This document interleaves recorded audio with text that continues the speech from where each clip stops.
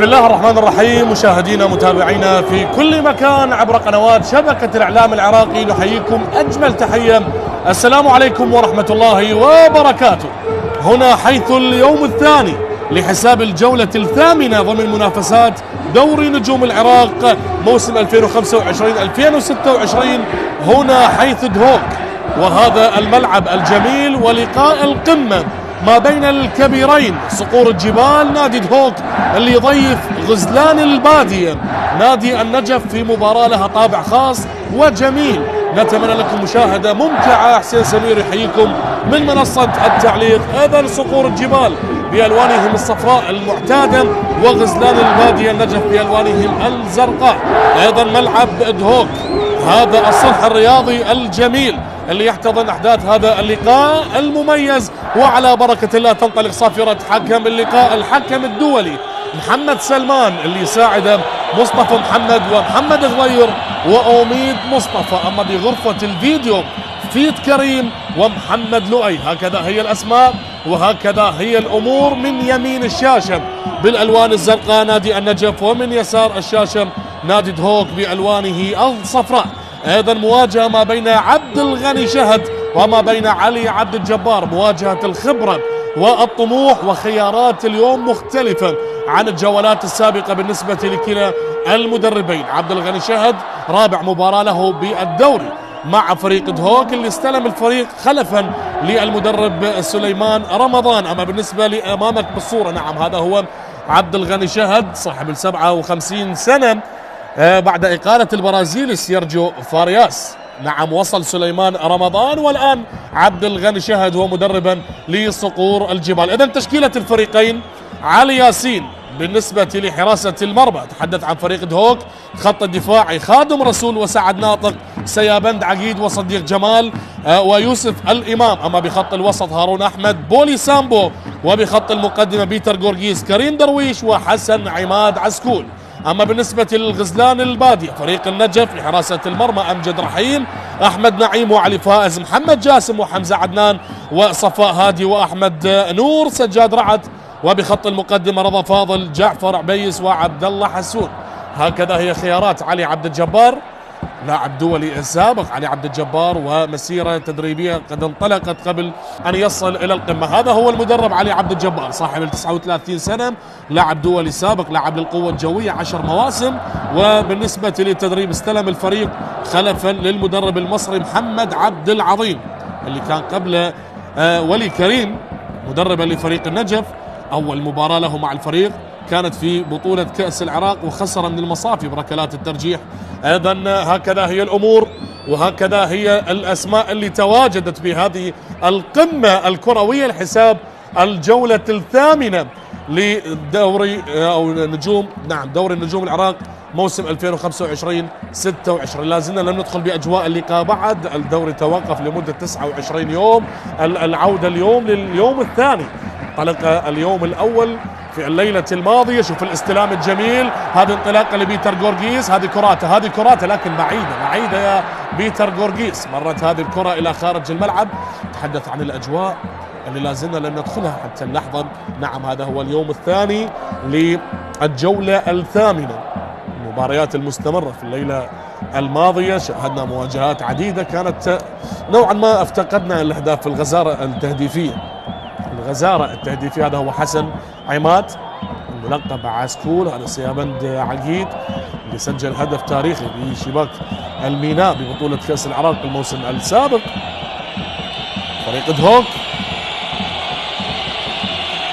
شاهد الآن، هذا هو عبد الغني شهد. جماهير الحاضرة كالعادة ليس بشيء جديد. فريق دهوك وملعب دهوك تحديدا وجماهيره الجميلة اللي تعطي طابع خاص وطابع مختلف. ايضا هذه هي المباراة اللي انطلقت بنفس التوقيت النفط والقوة الجوية لأرضية ملعب الساحر أحمد راضي وسط العاصمة العراقية بغداد. ايضا دهوك والتمريرة اللي تصل الآن، هذا سيابند عقيد، انطلاقه من الطرف الأيمن، البحث عن العرضية، تمريرة أرضية داخل منطقة الجزاء، التصويبة اصطدت لكنها عادت لا زالت لسيابند عقيد. تمريرة لبيتر غورغيس يبحث عن المساندة، نقلة تعود إلى سيابند عقيد بوسط الملعب، تمريرة تعود على الطرف الأيمن، هذا هو سعد ناطق. نقلة لا زالت بهذه الأثناء، استلام من اليسار، انطلاقة من الطرف الأيمن، محاولة لا زالت، البحث عن الدخول. حسن عماد يمرر بهذه اللحظات، مرت على القائد هارون، نقلة عادت عن طريق اللاعب خادم رسول اللاعب السنغالي، وبذلك الكرة السريعة والرأسية من علي فائز. خبرة السنوات يجب أن تترجم وتظهر بهذه المباراة. كرة تعود الآن، عملية تشتيت الخطر بهذه الأثناء. فريق دهوك يدخل بتركيز عالي، يدخل بفاعلية كبيرة، وبذلك الكرة تعود إلى القائد هارون. هارون يبحث عن المساندة، تمرير، الله الله الله يا هارون، شوف الاستلام تأخر بها اللاعب اللبناني كريم درويش، وبذلك تعود الرأسية بهذه الأثناء. دوران مع الكرة، تحضير باللقطة الماضية، مرور لا زال، البحث عن المساحات لكنها لم تترك باللقطة الماضية، وبذلك أتحدث عن المواجهات اللي تجمع كلا الفريقين على مستوى تاريخ طويل، مواجهات منذ عام 2001، هذه المواجهة رقم 22 بالنسبة للمراكز. دهوك بالمركز 16 برصيد 5 نقاط، النجف بالمركز 15 برصيد 6 نقاط، فارق نقطة واحدة ما بين الفريقين، فارق مركز واحد ما بين النجف وفريق دهوك. تصل لحمزة عدنان، حمزة عدنان، كرة يسارية عالية من اليسار، انطلاقة الآن، الصراع البدني، لكن الكرة تحولت إلى رمية جانبية. دهوك حتى اللحظة بالأرقام والإحصائيات، دهوك سجل 7 أهداف من أصل 7 جولات، وكذلك النجف سجل 7 أهداف من أصل 7 جولات. حصيلة تهديفية للفريقين بمعدل هدف كل جولة، وبذلك اليوم الأمور مختلفة. توقف الدوري لمدة 29 يوم، بعض الفرق كانت لصالحهم هذا التوقف من أجل عودة اللاعبين المصابين، من أجل تواجد فترة للتمارين، لكن الجانب المقابل أيضا يوجد بعض الأندية تأثرت بهذا التوقف بسبب أغلبية لاعبيهم يمثلون منتخبنا الوطني، كانوا مع بطولة كأس العرب مع جراهام أرنولد، وبذلك الأمور يعني نسبة وتناسب. لكن دهوك والنجف اللي داخلين هذا اللقاء يعني بفرصة مختلفة. علي عبد الجبار اللي درب القاسم ونفط ميسان والقوة الجوية، الله على أجواء اللي تقدم بأرضية ملعب دهوك. استلام الآن، تجديد الخطر من الخط الدفاعي، لكن التحام قوي، التحام بدني قوي باللقطة الماضية الدقيقة 7 شوط اللقاء الأول. هذا هو يوسف الإمام، يوسف الإمام، والالتحام البدني اللي كان موجود باللقطة الماضية. عملية السقوط كانت على مستوى الرأس. سلامات سلامات سلامات، التحام بدني قوي باللقطة الماضية، وبذلك يتدخل الكادر الطبي للاطمئنان وتقديم الإسعافات الأولية للاعب. أذن على مستوى الإحصائيات، الفريق دهوك آخر مباراة بالجولة السابعة واجه نفط ميسان بمباراة انتهت بالتعادل 2 مقابل 2. الله الله على اللقطة، وجماهير دهوك، جماهير صقور الجبال هي محلقة، جماهير تحلق على المدرجات. أما بالنسبة لفريق النجف اللي قادم من خسارة أمام القوة الجوية ب2 مقابل لا شيء بالجولة الماضية. هكذا هي الأمور. فريق دهوك اللي يبحث عن تعويض التعادل بالجولة السابقة، وفريق النجف يبحث عن تعويض الخسارة أمام الصقور القوة الجوية. مباراة أيضا تعتبر صعبة. المواجهات السابقة آخر 4 مواجهات ما بين النجف ودهوك، آخر مواجهة 1-1. مواجهة قبل السابقة دهوك انتصر 1-0، وقبلها كذلك دهوك انتصر 1-0، لكن آخر انتصار للنجف كان بالموسم قبل السابق على فريق دهوك. كرة بوسط الملعب الآن، تمريرة تعود من الطرف الأيسر، لكن تدخل من علي فائز. عادت الآن، هذا حسن عماد اللي يقود الهجمة، حسن عماد، لكن أمجد رحيم هو الأقرب للكرة الماضية، القادم من فريق الكهرباء، مثل نفط ميسان والنفط والجوية. بدأ مسيرته مع الميناء، حارس مرمى مميز أمجد رحيم، الكرة اللي سهلة اللي وصلت بأحضان حارس المرمى أمجد رحيم من اللاعب حسن عماد. عسكول وبذلك الهدوء يسيطر. نتكلم عن عسكول اللي سليمان رمضان أعطاه فرصة كافية الموسم السابق، كان من اللاعبين الأساسيين بكل المباريات الأخيرة، حتى على مستوى المباراة النهائية لبطولة كأس العراق أمام زاخو بملعب الشعب كان أساسيا حسن عماد. هذا هو الالتحام، هذا هو تدخل صفاء هادي. خيارات اللي قدمت من جانب المدربين، مواجهة ما بين الخبرة عبد الغني شهد اللي بدأ الموسم مع الزوراء، كان مدربا للزوراء لكن لم يحقق النتائج الذي كان يطمح لها هو كمدرب وكذلك جماهير الزوراء. قبل سليمان رمضان قاد الفريق أيضا لا يجب أن ننسى أمير أزرفشان ومسعود ميرال المدربان اللي من السويد. إذن الضربة الركنية الآن تلعب داخل منطقة الجزاء، عالية وسريعة، الرأسية خطيرة، جول جول جول.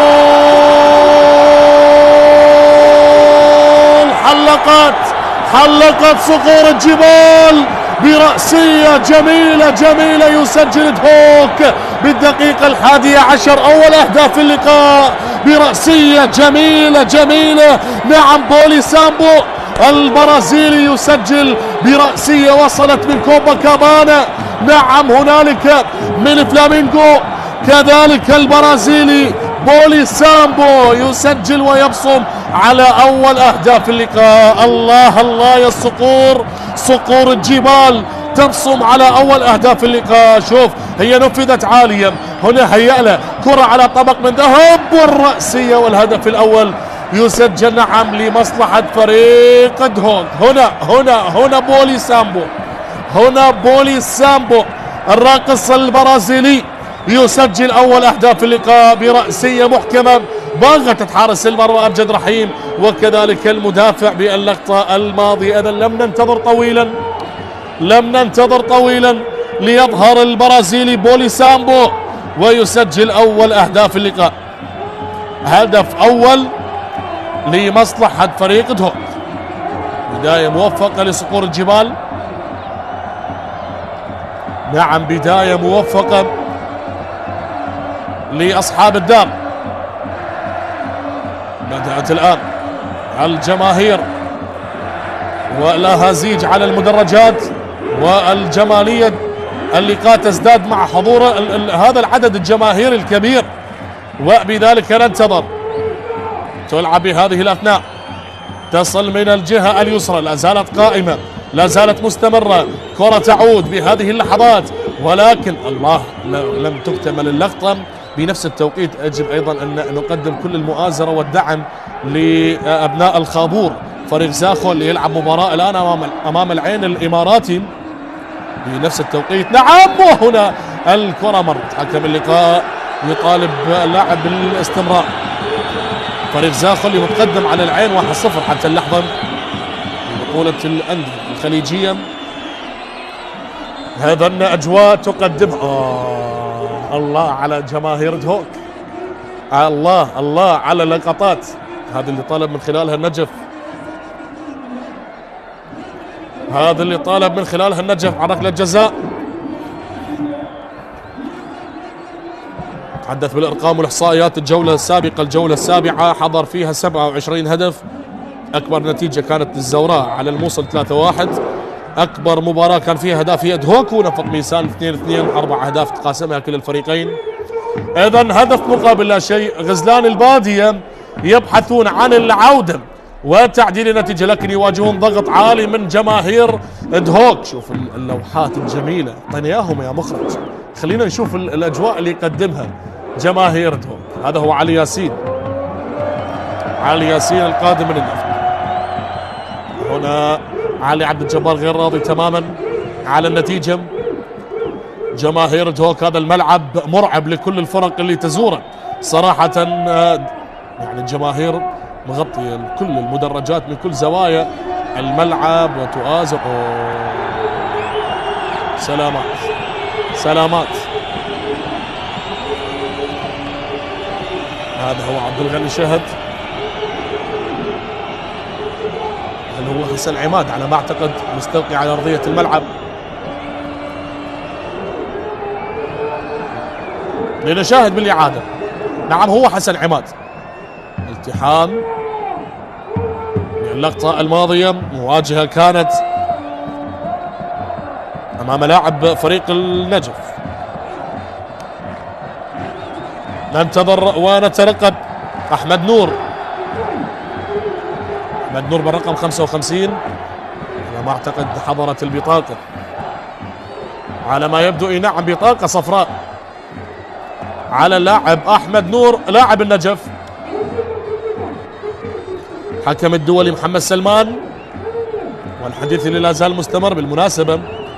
حكم اللقاء محمد سلمان الموسم السابق قاد مباريات مهمه جدا، اخرها كانت نوروز ونفط البصره والشرطه والقرمه والقوه الجويه والكهرباء والشرطه واربيل. حكم الدولي محمد سلمان.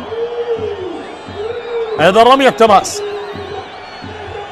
رميه جانبيه بهذه اللحظات لغزلان الباديه الذي يبحثون عن العوده وتعديل النتيجه. احمد بكره لعبت عن طريق احمد نعيم، لا زالت حسن عماد والالتحام باللقطه الماضيه والانطلاق عن طريق البرازيلي. يخطأ البرازيلي، نعم بولي سامبو تصل الان للنجف.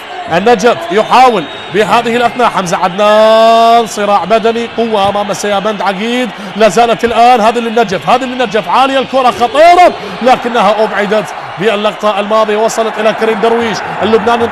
اللبناني انطلق يبحث عن المسانده، تمريره سريعه بولي سامبو لكن بعيده. اي نعم هو برازيلي لكن ليس بهذه السرعه يا كريم درويش، حتى هو غير راضي. بولي سامبو. اذا علي عبد الجبار لا زال يعطي التوجيهات، لا زال يبحث فريقه بان يدخل باجواء اللقاء بصوره اكبر. اي نعم تاخروا بالنتيجه منذ الدقيقه 11 براسيه البرازيلي بولي سامبو. نشاهد الان دقيقة 17 من شوط اللقاء الأول، والكرة لمصلحة الحارس أمجد رحيم. تلعب بهذه اللحظات، كرة لا زالت بوسط الملعب لفريق النجف. هارون أحمد والتمريرة اللي طالت باللقطة الماضية وتعود لفريق دهوك من الطرف الأيسر. الآن نقلة سريعة أولى وثانية، بعد ذلك عملية الانتظار، عودة للخطوط الدفاعية من أجل بناء اللعب بصورة أكبر. بولي سامبو إلى سعد ناطق من الجهة اليمنى بكرة عادت إلى الخط الدفاع. عملية تهدئة الأمور كانت عند اللاعب سعد ناطق، تركت بهذه اللحظات إلى السنغالي خادم رسول بكرة خاطئة من السنغالي لكنها عادت. هنا الصراع لا يجب أن تترك أي مساحات وراءك. هنا حمزة عدنان، الكرة اليسارية سريعة تصل بهذه اللحظات، التحامات بدنية، مرور جميل لكن الكرة لم تمر باللقطة الماضية. وعودة للخط الدفاع، عودة عن طريق اللاعب أحمد نور اللي يمرر بدورة على الطرف الأيمن. انطلاق الآن للغزلان، هي للغزلان، صراع بدني لا زال وتدخل مميز باللقطة الماضية عن طريق اللاعب صديق جمال. كرة طالت من صديق جمال اللي كان لاعبا لأبناء مدينة البرتقال نادي ديالى. كرة للحارس علي ياسين قادم من النفط، مثل الزوراء والطلبة وكذلك النجف.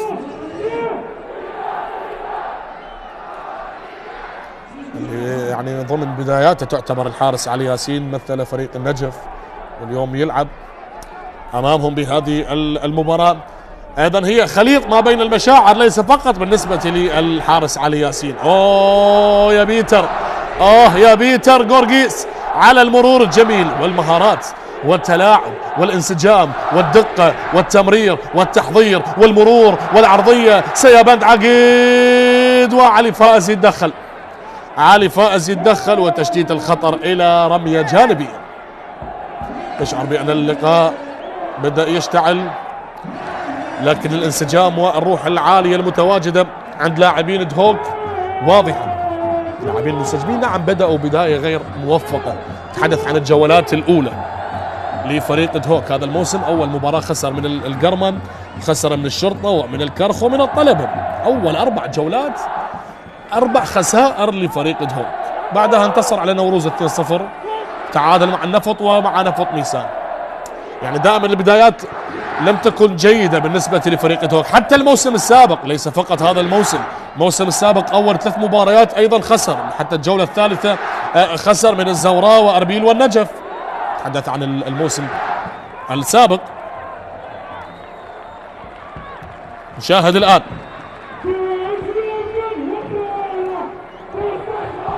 بعدها استفاق. تحدث عن الموسم السابق بعد الخسائر الثلاث الأولى، بعدها استفاق وأنهى الموسم بالمركز السابع. لم يحقق الفوز بأول 6 مباريات، لا الموسم السابق ولا هذا الموسم حتى اللحظة. يعني تجاوزنا الجولات ال6، وبذلك الكرة تلعب من الطرف الأيمن سريعة للغزلان، لكنها عادت باللقطة الماضية. النجف أيضا لم يعش أو لا يعيش أفضل فتراته، لكن بعد الانتصار على الطلبة وأيضا الانتصارات بنتيجة 1-0 بالفترات الأخيرة أعطى طابع مختلف. لكن بالجولة السابقة خسر أمام القوة الجوية. النجف اللي انتصر على الطلبة 1-0 وعلى أمانة بغداد وكذلك 1-0. بالمناسبة هدف الانتصار على الطلبة وصل بالدقائق الأخيرة عن طريق اللاعب رضا فاضل. هذه خطيرة للنجف الآن داخل منطقة الجزاء الرأسية. متابع، الله الله الله على تدخل يا بيتر، الله يا بيتر غورغيس على العودة الدفاعية. مساندة دفاعية جميلة، وكرة وصلت إلى هارون بوسط الملعب. شوف الاندفاع، شوف التوغل، شوف التمرير. لا زالت الآن هذا البرازيلي بولي سامبو يبحث عن كرة، لكنها اصطدت بصفاء هادي وعادت بوسط الملعب. هارون هو المايسترو، هارون إلى كريم درويش بكرة لعبت إلى بيتر غورغيس. بيتر الآن هداف الفريق. هل يدخل بيتر؟ لكن محاصر أكثر من 4 لاعبين، أكثر من 3 إلى 4 لاعبين موجودين باللقطة الماضية. وبذلك الكرة تصل إلى صفاء هادي، والكرة لا زالت لحمزة عدنان. رأسية أبعدت باللقطة الماضية لتصل إلى رمية جانبية، وبذلك الانتظار، كل الانتظار لا زال حاضر بهذه الأثناء. الكل يترقب، الكل يشاهد. اليوم مباريات مميزة ومهمة، يعني تحدث عن المباريات ال3: دهوك والنجف، النفط والقوة الجوية والكهرباء والقاسم. واللي شاهدناه بلقاء الكهرباء وفريق القاسم منظر كان جدا مؤسف وحزين لما حصل اليوم لفريق القاسم. نتمنى العودة لأسود صورة لأن نشاهدهم بأفضل أحوالهم. لا نتمنى أن نشاهدهم بهكذا أحوال، أن يصلون لمباراة الكهرباء ب8 لاعبين. وهنا الكرة والتصويب لكنها مرت إلى خارج الملعب. اي نعم، اليوم فريق القاسم وصل ليواجه الكهرباء ب8 لاعبين بسبب رفض باقي اللاعبين عن الالتحاق بصفوف الفريق لأن تأخرت المستحقات المالية. وبذلك من الدقيقة 9 الكهرباء تقدم بثنائية مقابل لا شيء بإمضاء نهاد محمد وأحمد عايد من ركلة جزاء. ولاعب فريق القاسم تعرض لإصابة، وحكم اللقاء أنهى المباراة بسبب النقص العددي تتبعا للقانون المسموح للمباريات. أتمنى العودة لفريق القاسم، فهو فريق مهم جدا في دورينا. وهنا هارون يشكو من إصابة، التحام مع صفاء هادي باللقطة الماضية، والكل ينتظر ويترقب. هذا هو جعفر عبيس. أمجد رحيم يطالب بالعودة والتركيز، أو على ما أعتقد يشكو من إصابة. ماذا هنالك يا أمجد رحيم؟ حكم اللقاء محمد سلمان. هذا هو بيتر غورغيس. هذه اللقطات الجميلة، فاكهة الملاعب، وأجمل شيء بكل ملاعبنا هو الجماهير. سلامات يا أمجد رحيم، سلامات لحارس فريق النجف أمجد رحيم. لا نتمنى أن يغادر بداعي الإصابة، نتمنى أن يكون بكامل عافيته لمتابعة هذا اللقاء. أيضا حديث هنا ما بين حسن عماد وكريم درويش. شوف هذه لقطة الهدف اللي هيئت بأجمل صورة إلى البرازيلي بولي سامبو اللي سجل أول أهداف اللقاء برأسية جميلة باغتة الحارس أمجد رحيم. هو يحتفل على طريقة صقور الجبال التي حلقت بالدقيقة 11 شوط اللقاء الأول.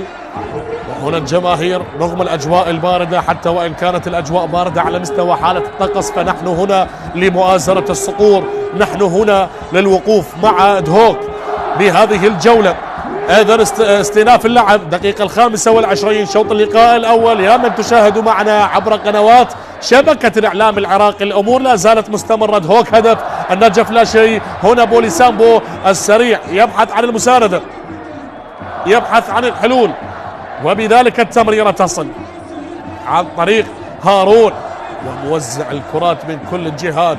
بيتر غورغيس السريع اليساري المميز المهاري الذي يحاول أن يدور بكرة بخارج القدم، مميزة لسيابند عقيد، وبعيد الكرة، بعيدة من سيابند عقيد باللقطة الماضية. تمريرة لا زالت عن طريق لاعبين فريق النجف. رضا فاضل بالرقم 10 مهاجم مميز. اللاعب رضا فاضل سجل على أربيل وسجل هدف الانتصار على الطلبة حتى اللحظة، هدفين سجلها اللاعب رضا فاضل. أيضا على تنفيذ هذه الرمية الجانبية أحمد نور بكرة لعبت بصورة سريعة بهذه اللحظات، وبذلك الكرة اصطدت وغيرت مسارها. رتم اللقاء سريع، أي نعم رتم اللقاء سريع، وممكن هدف ثاني، ممكن هدف ثاني، لكن هنا أمجد رحيم ينقض على كرته. وهنا لقطة الاعتذار حسن عماد وأمجد رحيم للقطة الماضية. تمريرة كانت جميلة لكن نوعا ما طالت على حسن عماد، وبذلك أدهوك يبحثون عن ثاني الأهداف. أما النجف حتى اللحظة لم نشاهد أي اختبارات صعبة على مرمى حارس أدهوك علي ياسين. ممكن يصل الاختبار بهذه الكرة، اللعب على العرضيات، اللعب من الأطراف، تدخل ممتاز، روح عالية عن طريق اللاعب صديق جمال هذا اللي امامك بالصوره. صديق بذلك الكره لا زالت سريعه اليساريه، اصطدت وغيرت مسارها. شوف تجد بكل مكان بوليسامبو، لكن هنا تلعب بهذه اللحظات تمريره بخارج القدم، انطلاقه نحو الامام. هذا هو السنغالي خادم رسول يحاول ان يجد المساحات. تمريره على اليسار، روح عاليه. فريق دهوك يلعب على أرضه ما بين جماهيره، يشعر بالثقة العالية ومتقدم بفارق هدف. أما النجف سيحاول بأي طريقة كانت من أجل تعديل النتيجة وعودة الثقة بقلوب اللاعبين. الكرة لا زالت لهارون، دوران لا زال يلعب بهذه الأثناء. هارون ينتظر المساحات لكن مرر إلى بيتر غورغيس. تمريرة لا زالت سيابند عقيد، عرضية لكنها إلى خارج الملعب. الكرة أبعدت إلى رمية جانبية، رمية تماس بهذه اللحظات.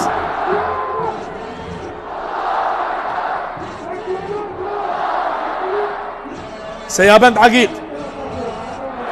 على تنفيذ الرمية الجانبية.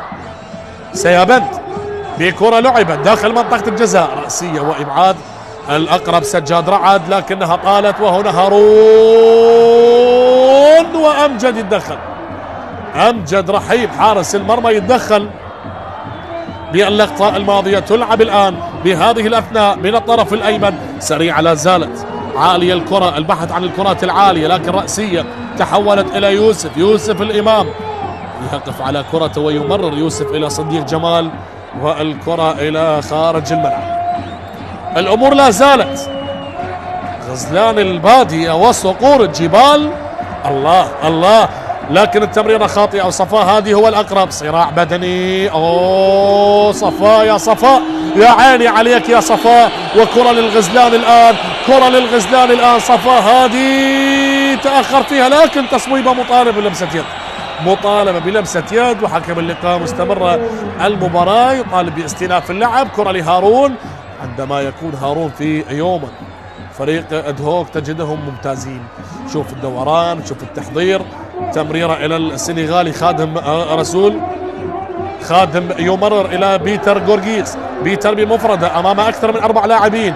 بيتر غورغيس هل يمر أو لا؟ يعدى من الأول، عدى من الثاني، يقف على الكرة. تأخر فيها، والكثرة تتفوق على المهارة يا بيتر غورغيس، الكثرة تتفوق على المهارة يا بيتر غورغيس. والكرة لا زالت من الطرف الأيسر، تلعب بصورة سريعة، تدخل لا زال، عودة مرة أخرى، تحضير لحارس المرمى علي ياسين، يقف على كرة الحارس علي ياسين بكرة لعبت بهذه الأثناء. سلم الترتيب اللي امامك بالصوره. اربيل بعد التعادل مع دياله بالليله الماضيه لا زال محافظ على صداره الترتيب برصيد 20 نقطه، وبذلك الكره تعود الان لفريق النجف. تمريره لا زالت، النجف يحاول من اجل العوده من اجل التعديل، لكن ضغط اصفر عالي، الموج الاصفر يصل وممكن هدف ثاني لصقور الجبال. بيتر جورجيس من هذه المسافه تاخر فيها صفاء هادي، ممتاز بارتداد او باستعاده الكره. لا زال صفاء بكره عاليه من اليمين، السرعه الان، القوه الان، يدخل صديق جمال والصافره حضرت. صديق جمال يشكو من إصابة بهذه اللحظات. الانتظار كل الانتظار. رضا فاضل وصديق جمال. نعم لم يكن متعمدا بعض الشيء، لكن يعتبر لعب خطر ومخالفة واضحة يؤكدها حكم اللقاء الدولي محمد سلمان. هذا بيتر جورجيس، بيتر اللي سجل ثنائية بشباك نوروز وسجل أيضا أمام نفط ميسان. كرة تلعب بوسط الملعب، لا زالت من الجهة اليمنى. خادم رسول السنغالي بكرة لعبت إلى بيتر جورجيس، خاطئة لكن لا زال الصراع والصافرة يؤكدها الحكم الدولي محمد سلمان.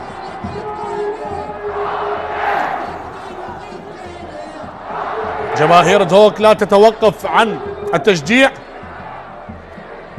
وعن المؤازرة. هذا هو تدخل من حمزة عدنان على بيتر جورجيس في اللقطة الماضية، وبذلك الانتظار كل الانتظار. يبحثون كلا الفريقين للوصول وإضافة الأهداف. نعم دهوك سجل، لكن يطمح للمزيد.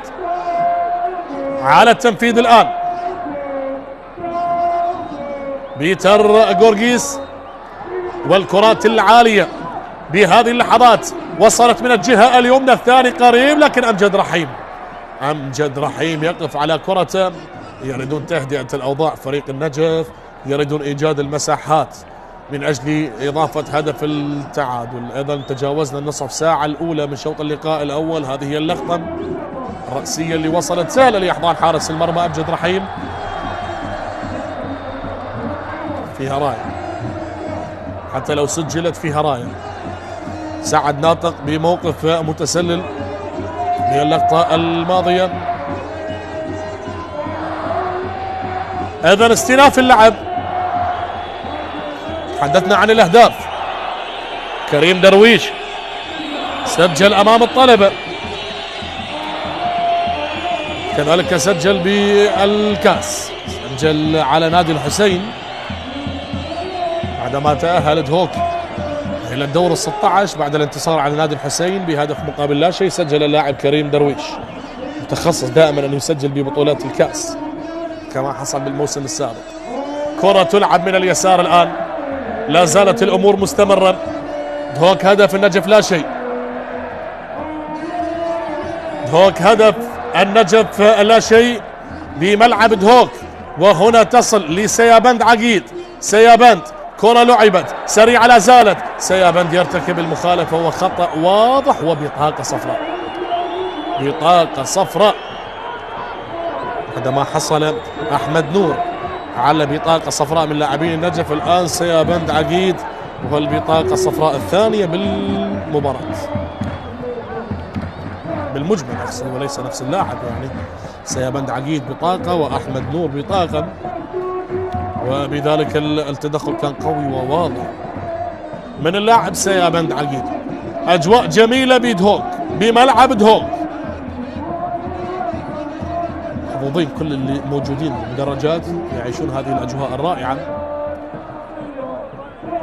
تحدثنا عن نادي دهوك اللي هو بطل دوري أبطال الخليج الموسم السابق على حساب القادسية الكويت، هو أيضا بطل كأس العراق اللي توج به لأول مرة في تاريخه على حساب زاخو بركلات الترجيح.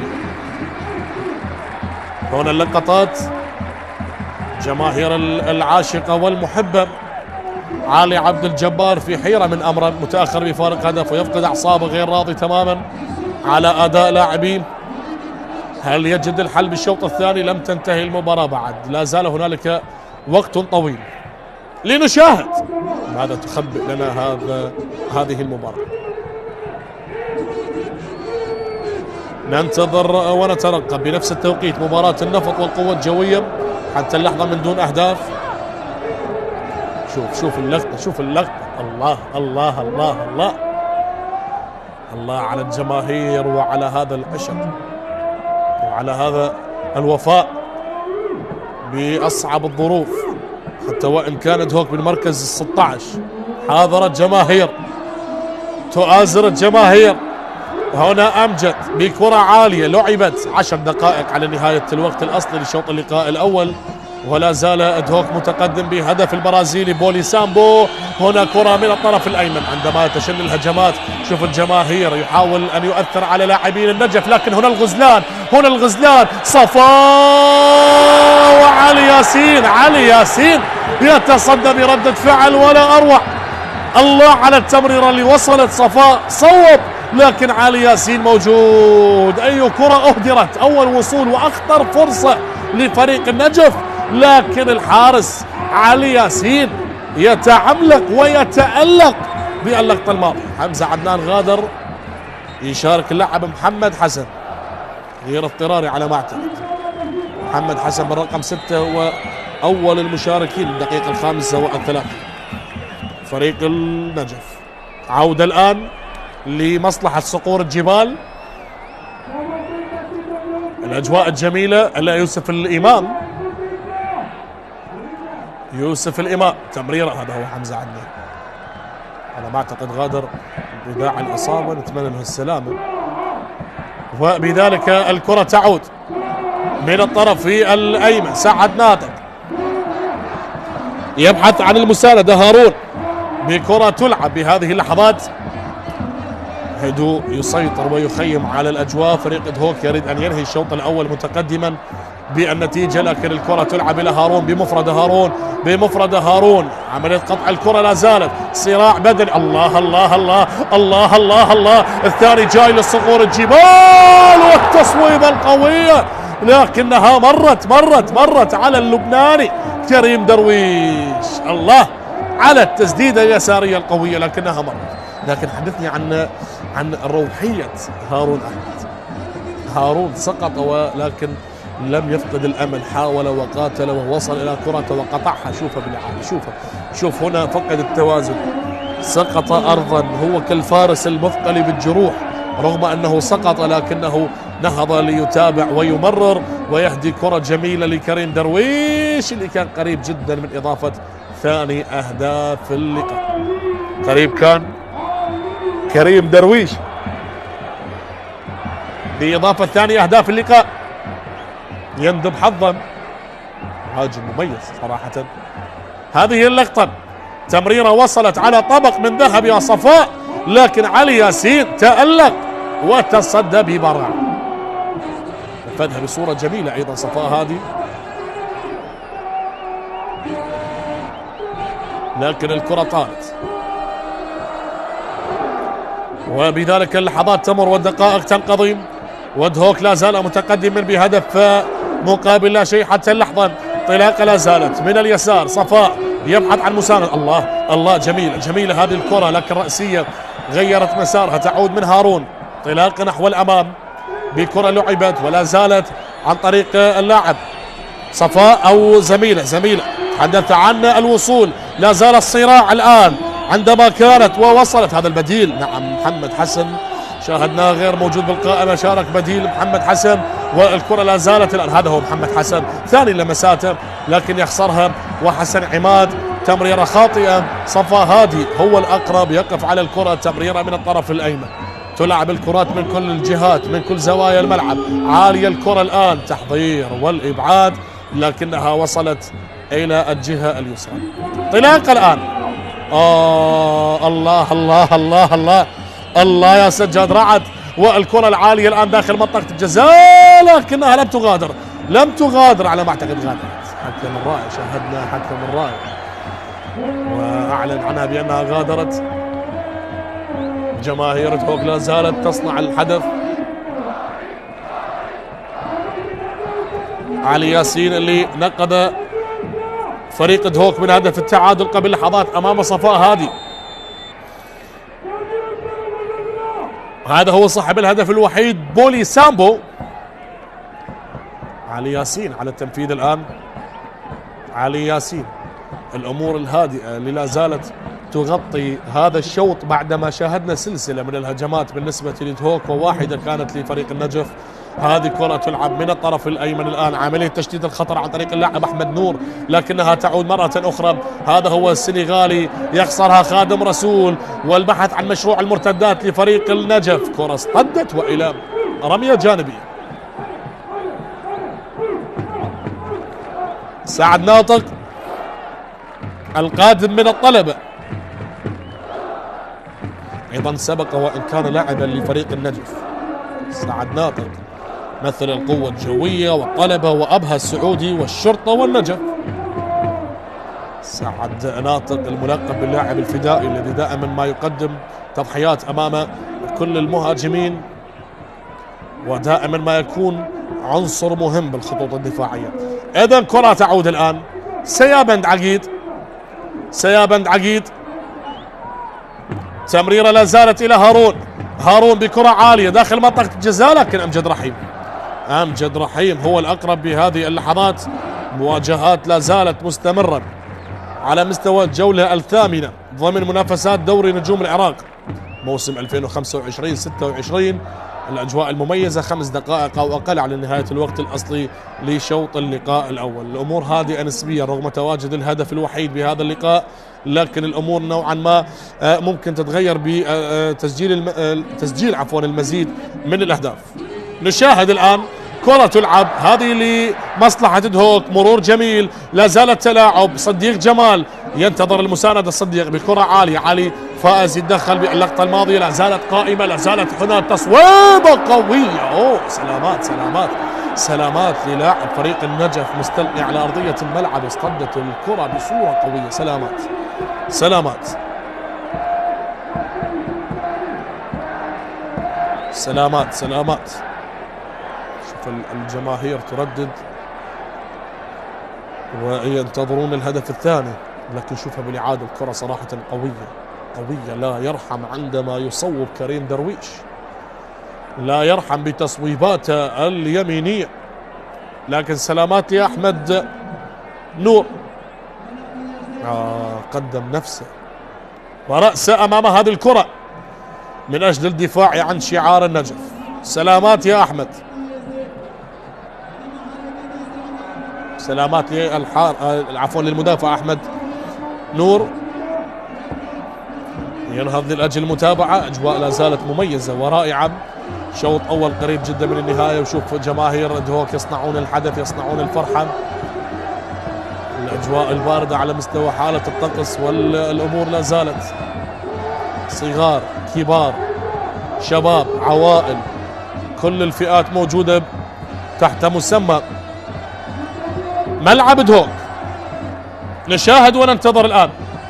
عبد الغني شاهد يناظر وينتظر المزيد والمزيد من لاعبيه. لما كان لاعبا عبد الغني شاهد حقق بطولة النخبة مع فريق النجف.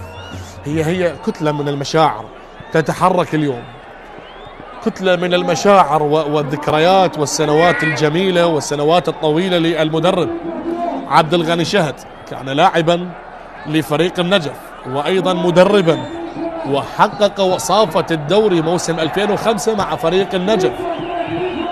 من أبرز إنجازاته حقق الدوري مع نادي نفط الوسط موسم 2014 أمام القوة الجوية بركلات الترجيح. حقق المركز الثالث مع المنتخب الأولمبي في بطولة آسيا، وتأهل إلى أولمبياد ريو دي جانيرو في البرازيل موسم 2016 أو في عام 2016. يعني تاريخ طويل وسنوات معها دائما الذكريات. عبد الغني شاهد يعني تحدث بعام 1997 كان لاعبا لنادي النجف. نقل فؤادك حيث شئت من الهوى، ما الحب إلا للحبيب الأولي. تمر هذه السنوات الطويلة، يعني ما يقارب 30 سنة حتى هذه اللحظة، عندما كان لاعبا مع الفريق، والآن هو يدرب دهوك ويواجه الفريق اللي دربه وكان لاعبا له في السنوات السابقة. أيضا دخلنا بالدقيقة الأخيرة للوقت الأصلي لشوط اللقاء الأول. ننتظر ونشاهد كرة من الطرف الأيمن لكنها بعيدة من سيابند عقيد. هل غادرت أو لا؟ نعم غادرت. نعم غادرت. شاهد وننتظر بهذه اللحظات كم دقيقة سيقدمها طاقم التحكيمي.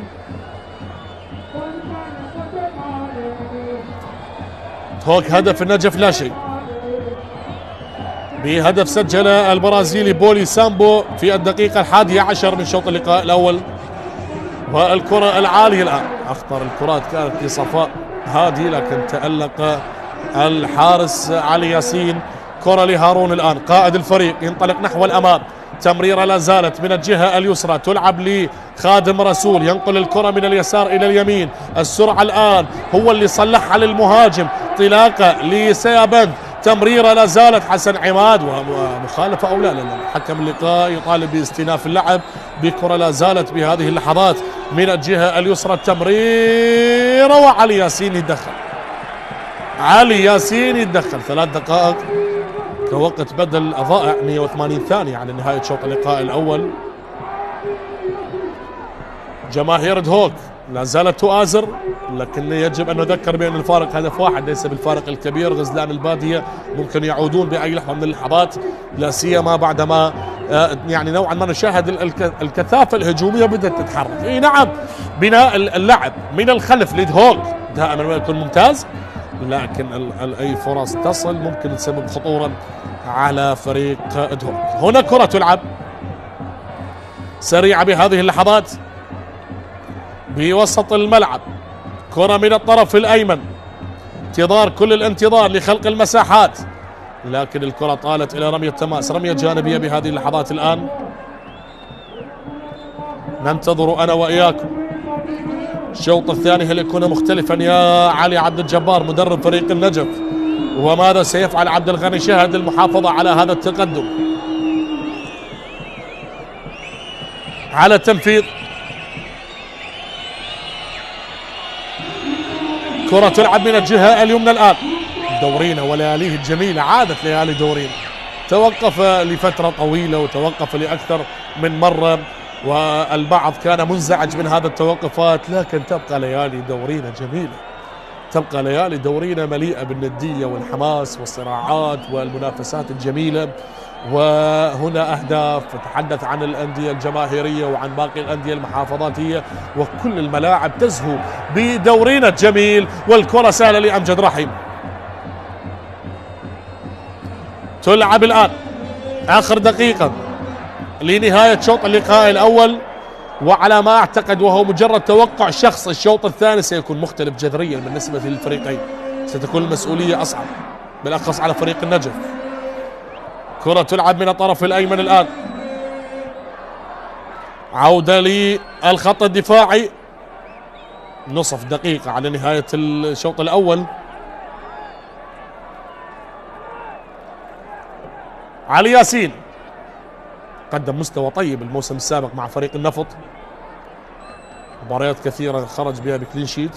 خط الدفاع أيضا كان متماسك بالنسبة لفريق النفط، لكن هذا لا يجعلنا أن ننسى بأن علي ياسين قدم موسم مميز مع النفط، والآن انتقل إلى فريق دهوك. إذا صافرة الحكم الدولي محمد سلمان تعلن عن نهاية شوط اللقاء الأول بتقدم دهوك على النجف بهدف نظيف سجل اللاعب البرازيلي بولي سامبو بالدقيقة 11 من شوط اللقاء الأول. استراحة قصيرة ثم العودة مشاهدينا ومتابعينا لاستئناف شوط اللقاء الثاني. تقبل تحياتي حسين سمير، واللقاء قريب.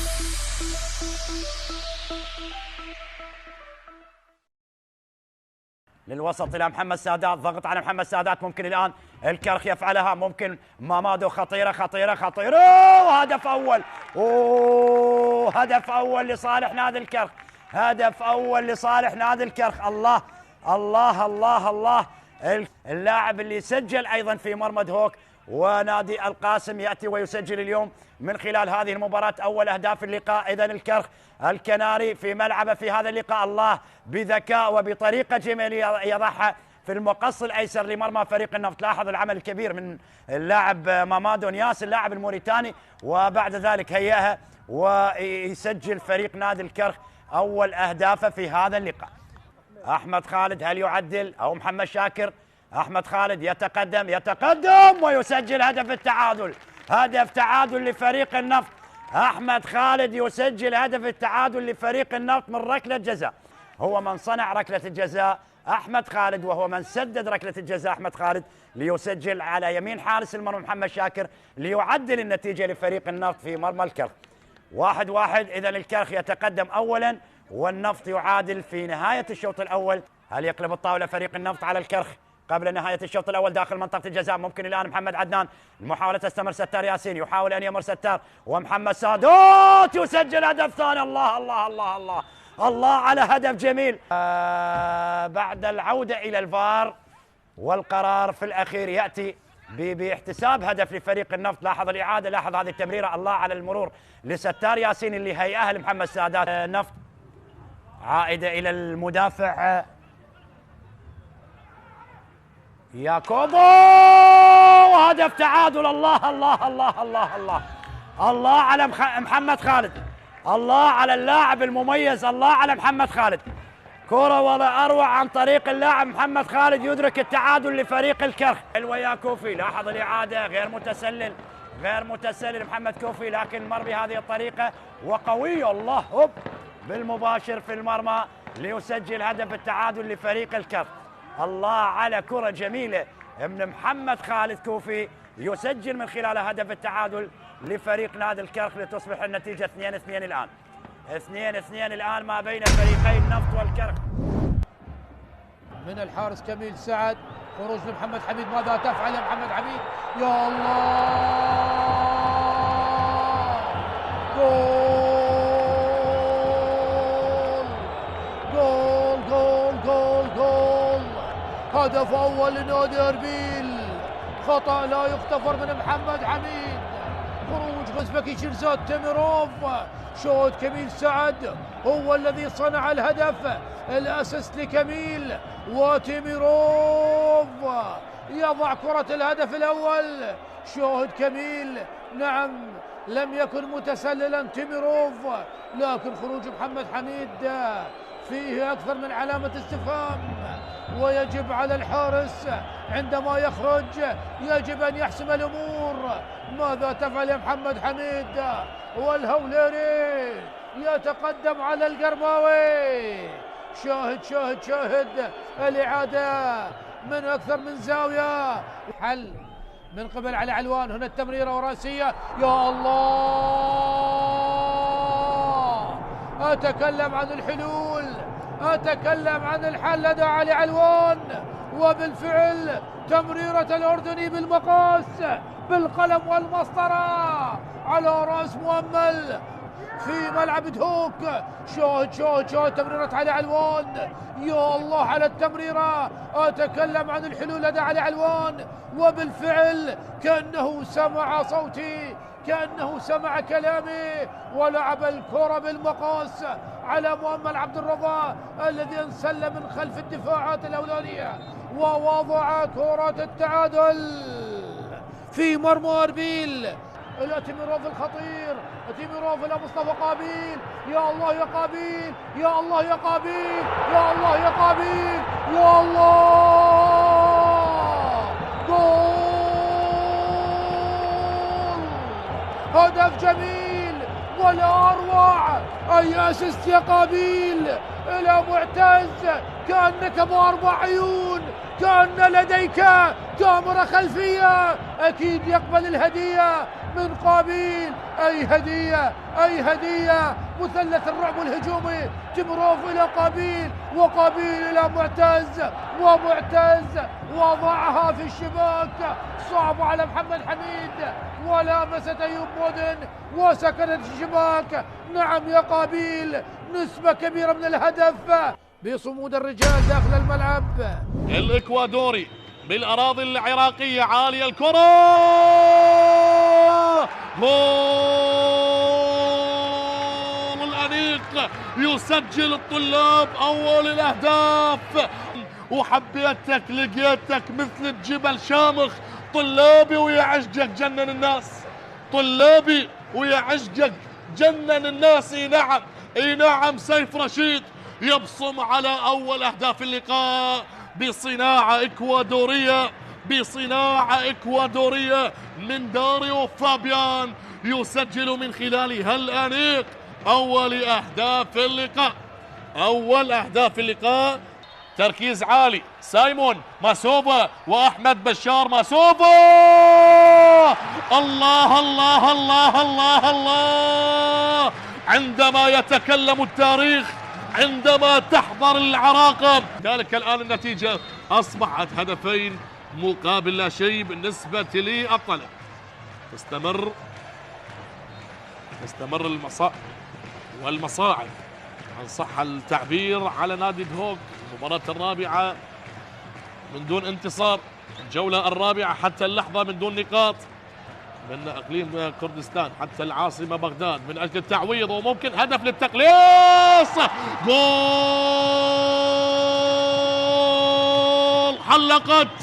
حلقت صقور الجبال. نعم، حلقت صقور الجبال. لا يتأثر الصقر بالعواصف. كريم درويش، الخطة الذكية اللي لعبت بالمخالفة باللقطة الماضية، وهنا ما كذب خبر، وصل بالتوقيت المناسب وسجل كريم درويش هدف تقليص النتيجة. لم ينظر إلى المرمى، فهو يعرف طريق المرمى جيدا وسجل هدف للتقليص. الله الله الله على صقور الجبال دهوك. من جانب عبد المجيد الحسين علي، العرضية تصطدم بالزحمة الدفاعية، يفضلون الرمية أو الاحتفاظ. نعم، ممتاز يحتفظ بها، ولكنها تعاد كالعادة لفائدة الشرطة. خطيرة. الله الله الله،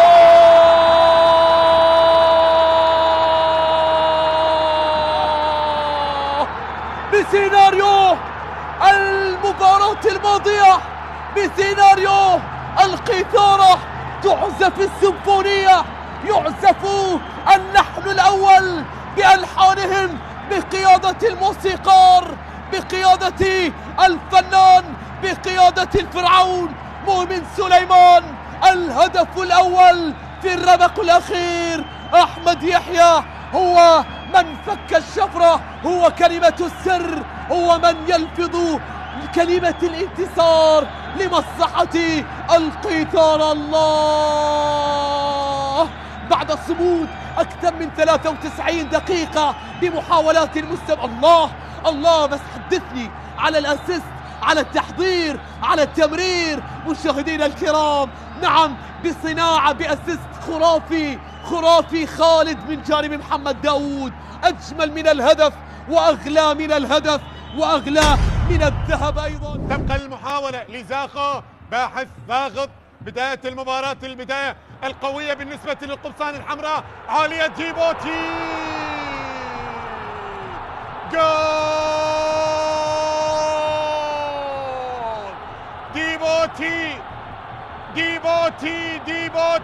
ديبوتي أعلنها ديبوتي. أطلق العنان وأطلق الأفراح على المدرجات. ديبوتي بكرة أولى بهدف أول، بكرة أولى بهدف أول. هذا ديبوتي، جول لأبناء الخابور. شوف أورينها بكرة عرضية عالية. الله الله الله الله الله على الكرة، الله على الضربة الرأسية على يمين حارس المرمى هاني شاكر. هدف مبكر لأبناء الخابور، هدف مبكر للمستضيف، هدف مبكر للقمصان الحمراء.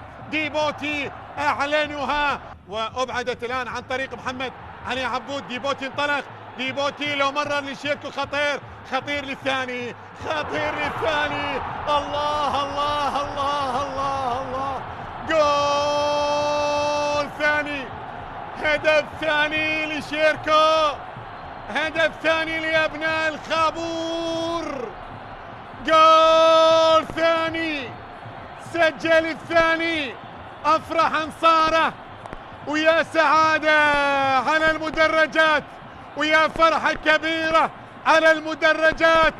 تطلق الآن بعد تسجيل الهدف الثاني عن طريق شيركو كريم.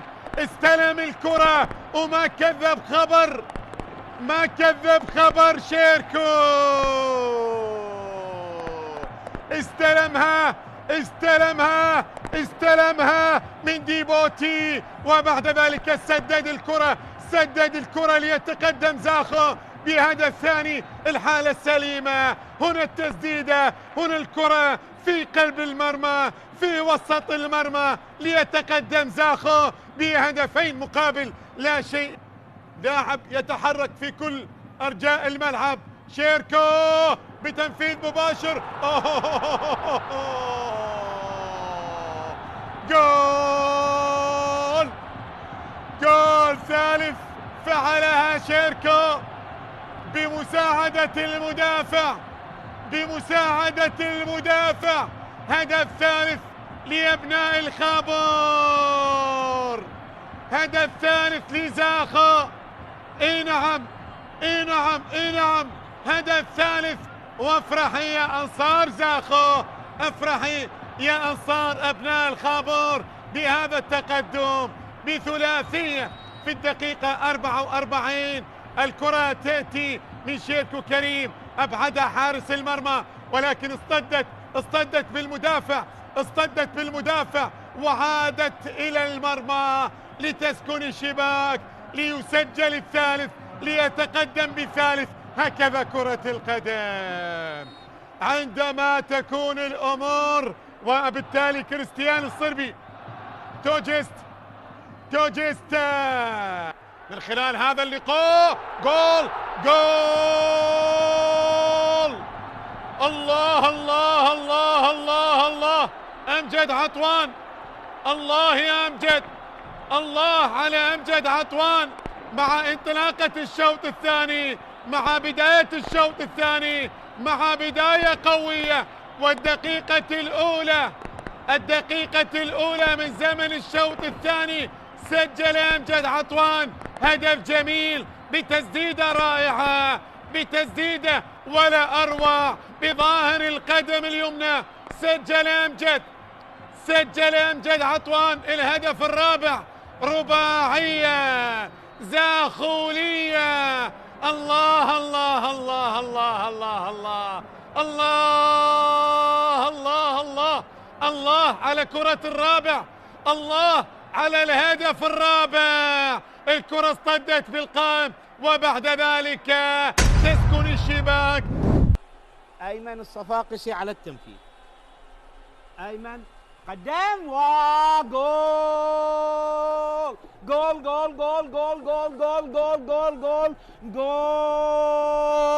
أيمن يسجل أول أهدافه هذا الموسم من ركلة جزاء بالدقيقة 9 من عمر المباراة.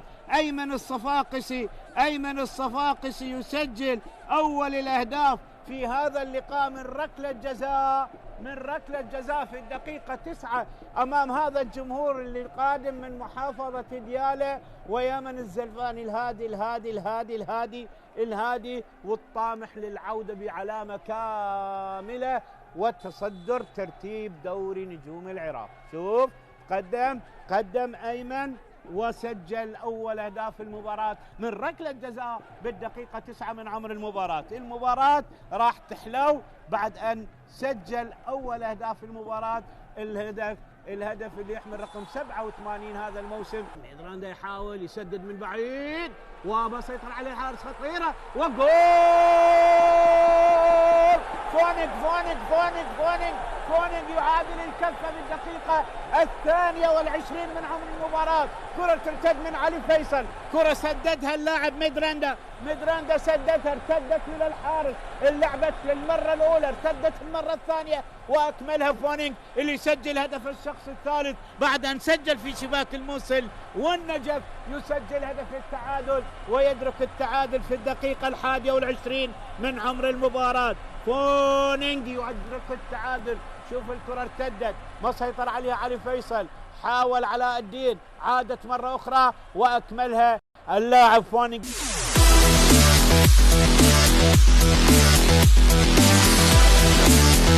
اهلا وسهلا ومرحبا بكم. وصلنا انا واياكم لشوط اللقاء الثاني بعدما انتهى الشوط الاول بتقدم دهوك بهدف نظيف سجل اللاعب البرازيلي بولي سامبو بالدقيقة 11. الان وصلنا الى 45 دقيقة اخرى ما بين غزلان البادية وما بين صقور الجبال، ما بين النجف وما بين دهوك. حكاية لا زالت مستمرة ما بين الأصفر والأزرق، ما بين أصحاب الدار وجماهير الكبيرة وما بين الغزلان التي قطعت المسافات من النجف الأشرف إلى دهوك لهذه القمة الكروية. إذن علي ياسين شتت الخطر والكرة إلى رمية جانبية على التنفيذ. الكل يترقب لمشاهدة شوط ثاني مختلف بالنسبة لعاشقين النجف. هذا هو علي ياسين اللي شتت الخطر باللقطة الماضية. الآن أصبحوا من الجهة اليمنى بالألوان الصفراء فريق دهوك، ومن اليسار فريق النجف في ألوانه الزرقاء. رمية جانبية الآن تلعب وتنفذ داخل منطقة الجزاء، سريعة لا زالت بهذا التوقيت، لكن الأقرب حسن عماد وتشتيت الخطر باللقطة الماضية. هذا الاستلام لم يكن موفق، عادت على مرتين. حسن عماد بكرة عالية لعبت إلى رمية تماس. علي عبد الجبار مدرب النجف ماذا سيفعل بهذه اللحظات وماذا سيقدم عبد الغني شهد للمحافظة على هذا التقدم بفارق هدف. أيضا كما تحدثنا عن عبد الغني شهد، هذه رابع مباراة له بالدوري أو مع دهوك تحديدا. استلم الفريق خلف للمدرب سليمان رمضان. وأيضا المباريات، أول مباراة لعبها أمام نوروز انتصر 2-0. هذه كرة لعبت إلى هارون أحمد، الانطلاقة من اليمين لا زالت إلى بيتر غورغيس، يقف عليها بيتر غورغيس ويمرر إلى سيابند عقيد.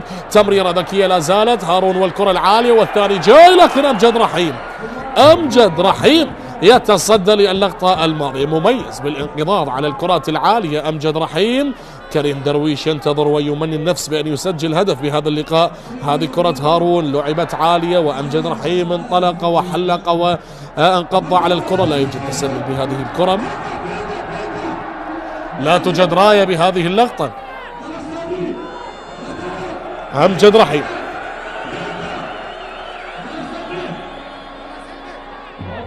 هذا هو أحمد نور، وهنا عبد الغني شهد.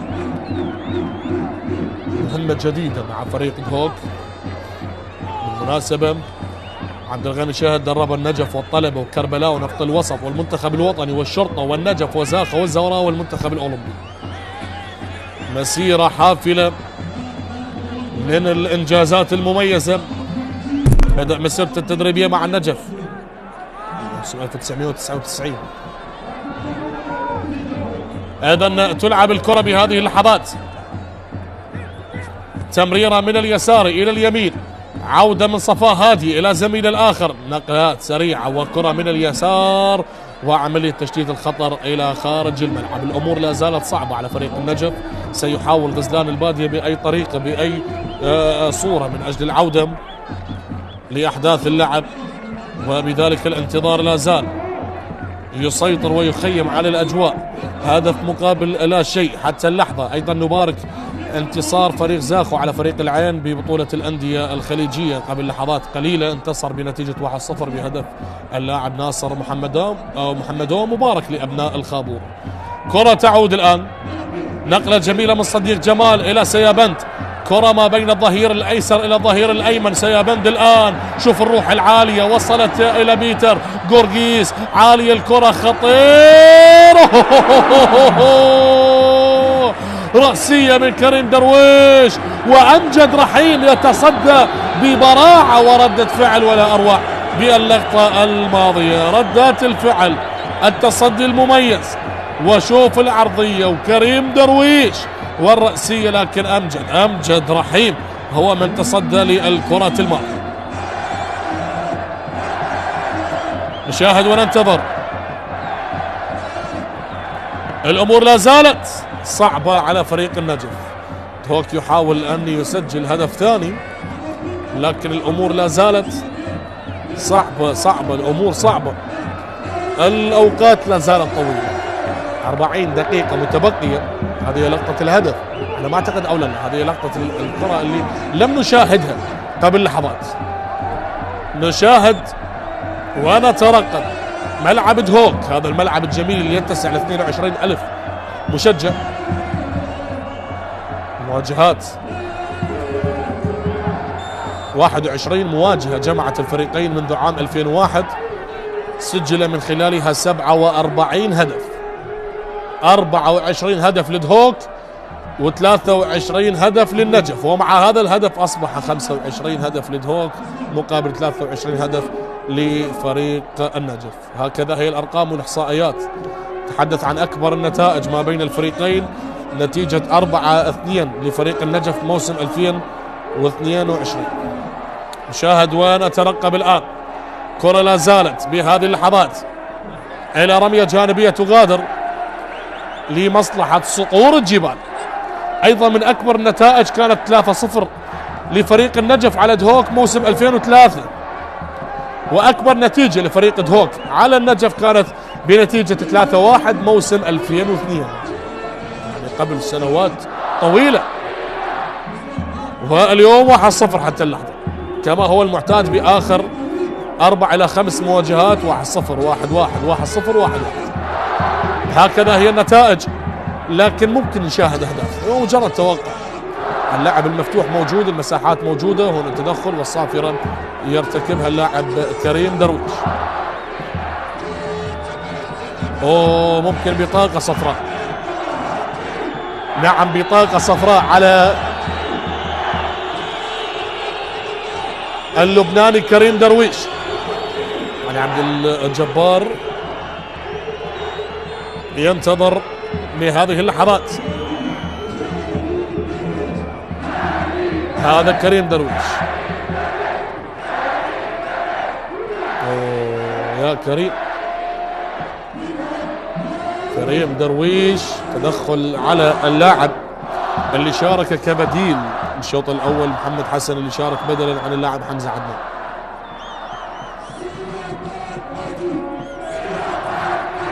عودة لإحداث اللعب، دقيقة 53. هذا هو علي فائز 31 سنة، لعب للطلبة والقادسية الكويتي، ريزا سبور التركي، الشرطة، لعب لأربيل والكرخ.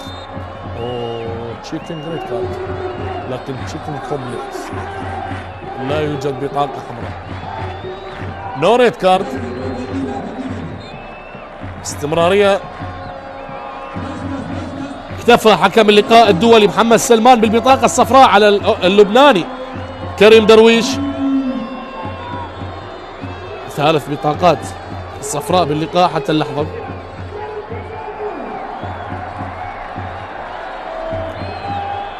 علي عبد الجبار طالب الحكم الرابع بالعودة للفار والبطاقة الحمراء، لكن اكتفى حكم اللقاء بالبطاقة الصفراء بعد التأكد أيضا من غرفة الفيديو عند طريق فيد كريم ومحمد لؤي. هذا علي ياسين،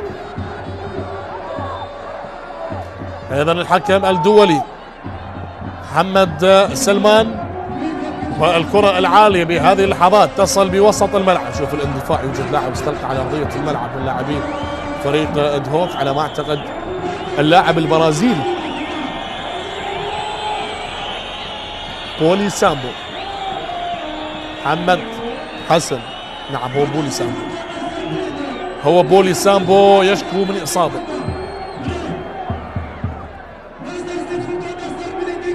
سلامات سلامات سلامات لبولي سامبو، على ما اعتقد يشعر بالألم بهذه اللحظات. علي فائز وبولي سامبو.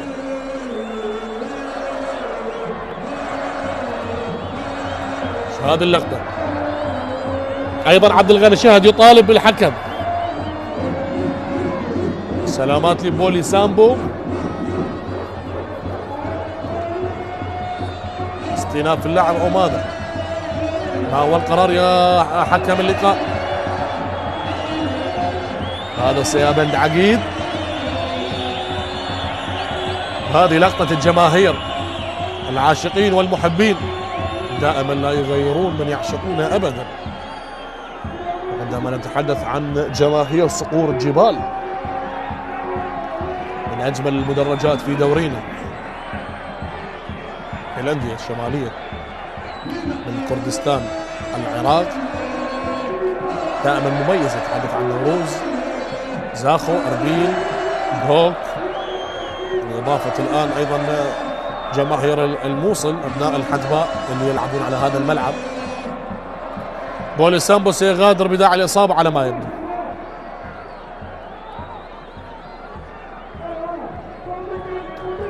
بولي سامبو تعرض لاصابه على مستوى العين.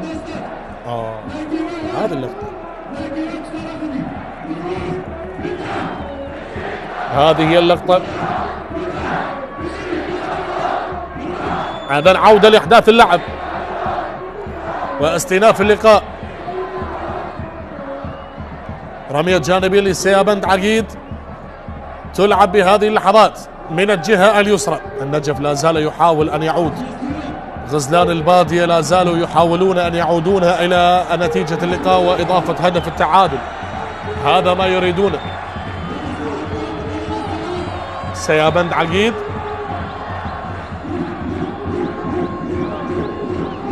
على التنفيذ. كرة ستلعب بهذه اللحظات من الجهة اليمنى. لا زالت قلت فعالية اللقاء بالشوط الثاني بسبب التوقفات. توقفت المباراة لأكثر من 3 مرات خلال 11 دقيقة، ولا زالت الأمور مستمرة. نقل المباريات، حدث عن قنوات شبكة الإعلام العراقي اللي تنقل لكم جميع الأحداث الرياضية، كانت على مستوى دوري نجوم العراق، الدوري الممتاز لكرة الطائرة، الدوري النخبة لكرة اليد، كذلك دوري كرة الصالات، وأيضا بطولة أندية الخليج. وهنا الكرة اللي لعبت بهذه اللحظات من الجهة اليمنى. صافرة حضرت أو الراية تواجدت لمصلحة اللاعب حسن عماد. عسكول ارتكب المخالفة اللاعب أحمد نعيم. جماهير دهوك على ما أعتقد يرددون بيتر غورغيس، بيتر لكن هنا الالتحام على اللاعب حسن عماد. عسكول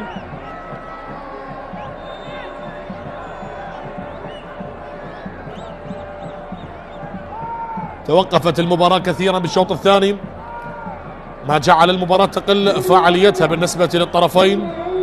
تغيير الآن أحمد نور يغادر، شبر علي يشارك. هذا هو التغيير بالنسبة لفريق النجف. شبر علي يشارك والكرة تعود بوسط الملعب. هذا انطلاق أيضا على دكة البدلاء. لا يجب أن ننسى التونسي نسيم صيود، وكذلك مواطنة أيضا اللاعب التونسي بشير غريان. كرة لا زالت سريعة بهذه اللحظات. الانطلاقة تصل لفريق دهوك من الجهة اليسرى. صديق جمال وعملية التحضير لوسط الملعب لهارون أحمد. هارون تمريرات. الله الله هارون، وتمريرة ذكية. شوف هارون، شوف المايسترو، شوف الثاني قريب، لكن الكرة اصطدت وعادت مرة أخرى. عادت مرة أخرى، تصل من هنا بوسط الملعب عن طريق اللاعب خادم رسول. هذا نسيم صيود يشارك الآن، يغادر سجاد رعد ويشارك التونسي نسيم صيود. بدأ يستخدم أوراقه المدرب علي عبد الجبار. كرة تعود من خادم رسول اللاعب السنغالي، تمريرة للقائد وعازف الأورج بوسط الملعب لفريق صقور الجبال. كرة لصفاء، مواجهة ما بين لاعبي خط الوسط لاعبي الارتكاز. هنا كرة تلعب من الجهة اليسرى، انطلاقة نحو الأمام، إيجاد الحلول، إيجاد المساحات. هنا اللاعبين اللي غادروا قبل لحظات سجاد رعد منهم وزميل الآخر. هنا انطلاقة فريق النجف، لا زالت للغزلان، لا زالت لغزلان البادية. محاصر أكثر من لاعب.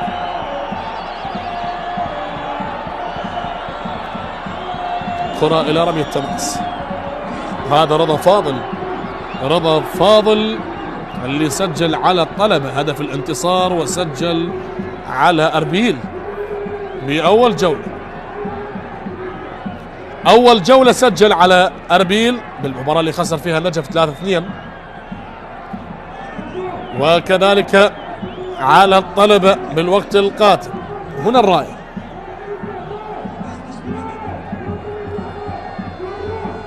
ليس هنالك لمسة يد على علي فائز. كريم درويش يقدم فعالية هجومية مميزة بهذا اللقاء. يوجد لاعب يشكو من إصابة، توقف الشوط الثاني كثيرا، هذا التوقف تقريبا السادس أو الخامس حتى اللحظة. شوف حتى علي عبد الجبار يحتج على سبب التوقفات الكثيرة اللي حصلت. هذا هو صديق جمال ومتابعة اللعب، التحامات بدنية قوية، اللعب الخشن أو خشونة اللعب ما بين الفريقين. كرة تعود الآن على الجهة اليسرى، الانتظار لا زال، الكل يترقب. صديق جمال فريق دهوك يحاول بأي طريقة لإضافة هدف ثاني. أما غزلان البادية فريق النجف أمامهم فقط 29 دقيقة، وهنا فرصة، لكن العودة الدفاعية المميزة باللقطة الماضية. كرة إلى رمي التماس. عبد الغني شهد تقدم بفارق هدف لكن يطمح للمزيد.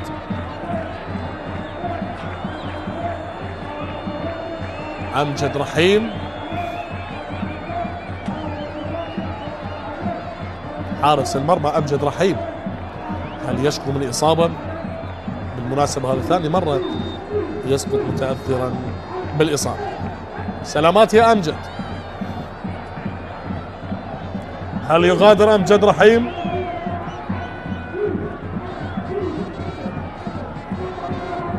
ويشارك الحارس مصطفى طارق.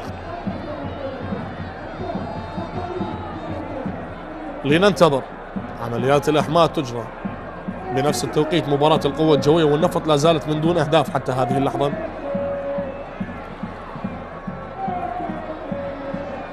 مصطفى طارق ممكن يكون هو البديل القادم للحارس أمجد رحيم.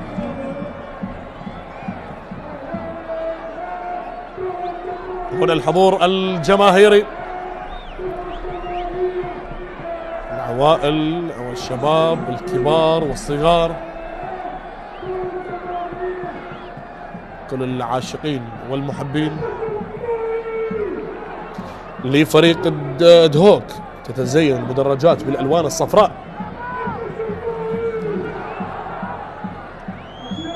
هنا الحضور المميز للصغار والكبار، الكل مستمتع بهذه المباراة.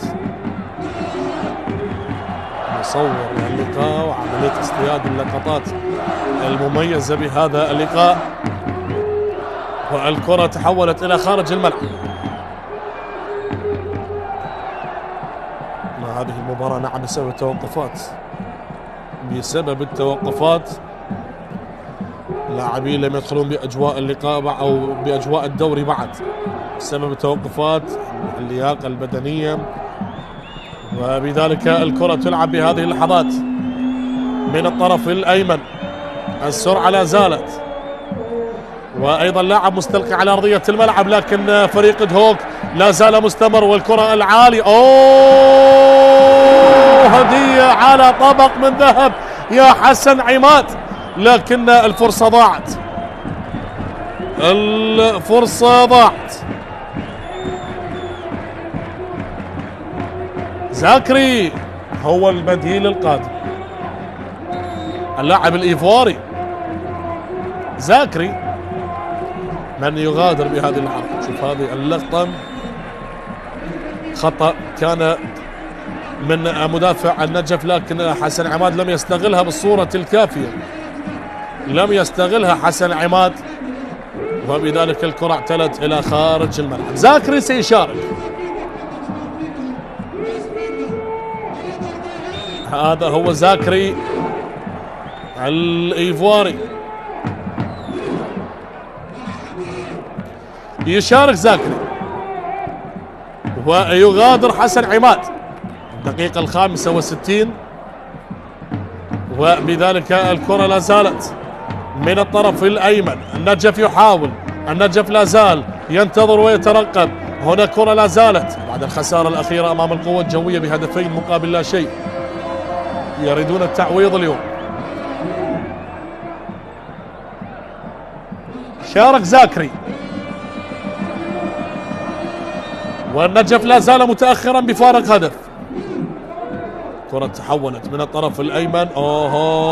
يا رضا، الله يا رضا فاضل، عندما تجد المساحات يكون خطير جدا. هذا اللاعب من اللاعبين المميزين، اللاعب رضا فاضل. سلامات سلامات سلامات يا رضا،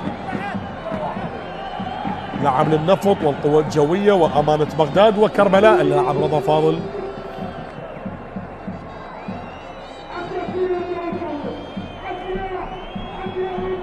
أيضا التوجيهات لا زالت، وبطاقة صفراء على لاعب صديق جمال. صديق جمال والبطاقة الصفراء الرابعة باللقاء. أيضا زميله كريم درويش وكذلك بولي. هذا هناك أيضا مخالفة لمصلحة النجف على التنفيذ. تلعب الكرة عالية داخل منطقة الجزاء، لكنها اعتلت ولا زالت من بعيد. الآن تصويبة لكنها إلى خارج الملعب، إلى خارج الملعب.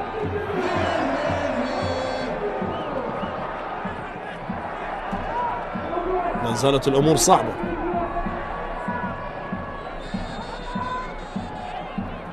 علي عبد الجبار في حيرة من أمره. دهوك هدف النجف لا شيء. لازلنا نترقب، لازلنا نشاهد الأحداث ما بين الطرفين.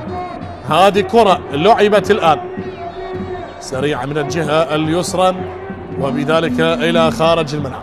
الأمور هذه حتى الآن.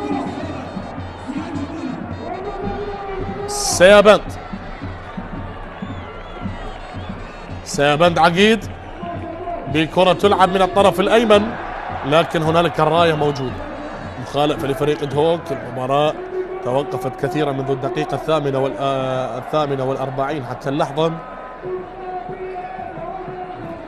والأمور لا زالت صعبة على فريق النجف، لكن بإمكانهم العودة. هكذا يريدون، هكذا يمني النفس العاشق لغزلان البادية بأن يعودون لأحداث المباراة، لكن الفرص الحقيقية هي واحدة فقط كانت بالنسبة للنجف بالشوط الأول لصفاء هادي، وتألق فيها الحارس علي ياسين.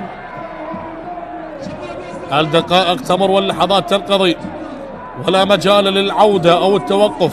استمرارية اللعب من كل الزوايا.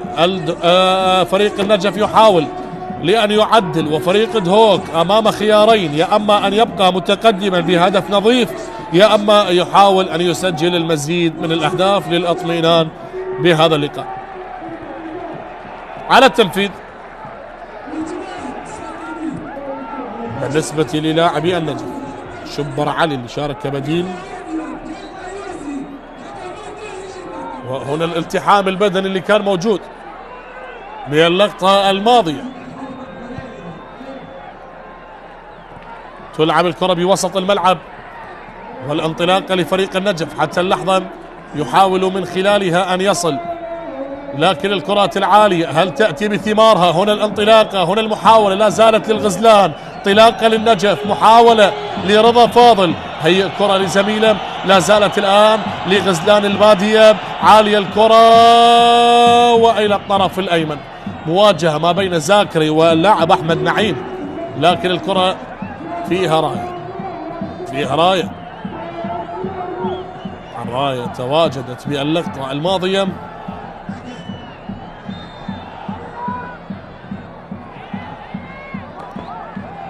لا زال ينتظر. الشوط الأول كان أكثر فاعلية صراحة من ناحية الهجمات، من ناحية الوصول، من ناحية التهديدات المباشرة على كلا الحارسين. كرة تلعب لمصلحة دهوك، هذا خادم رسول السنغالي بكرة طالت باللقطة الماضية، لا زالت قائمة الآن، لحظات تمر وحكم اللقاء يؤكد المخالفة. سعد ناطق، الأمور لا زالت صعبة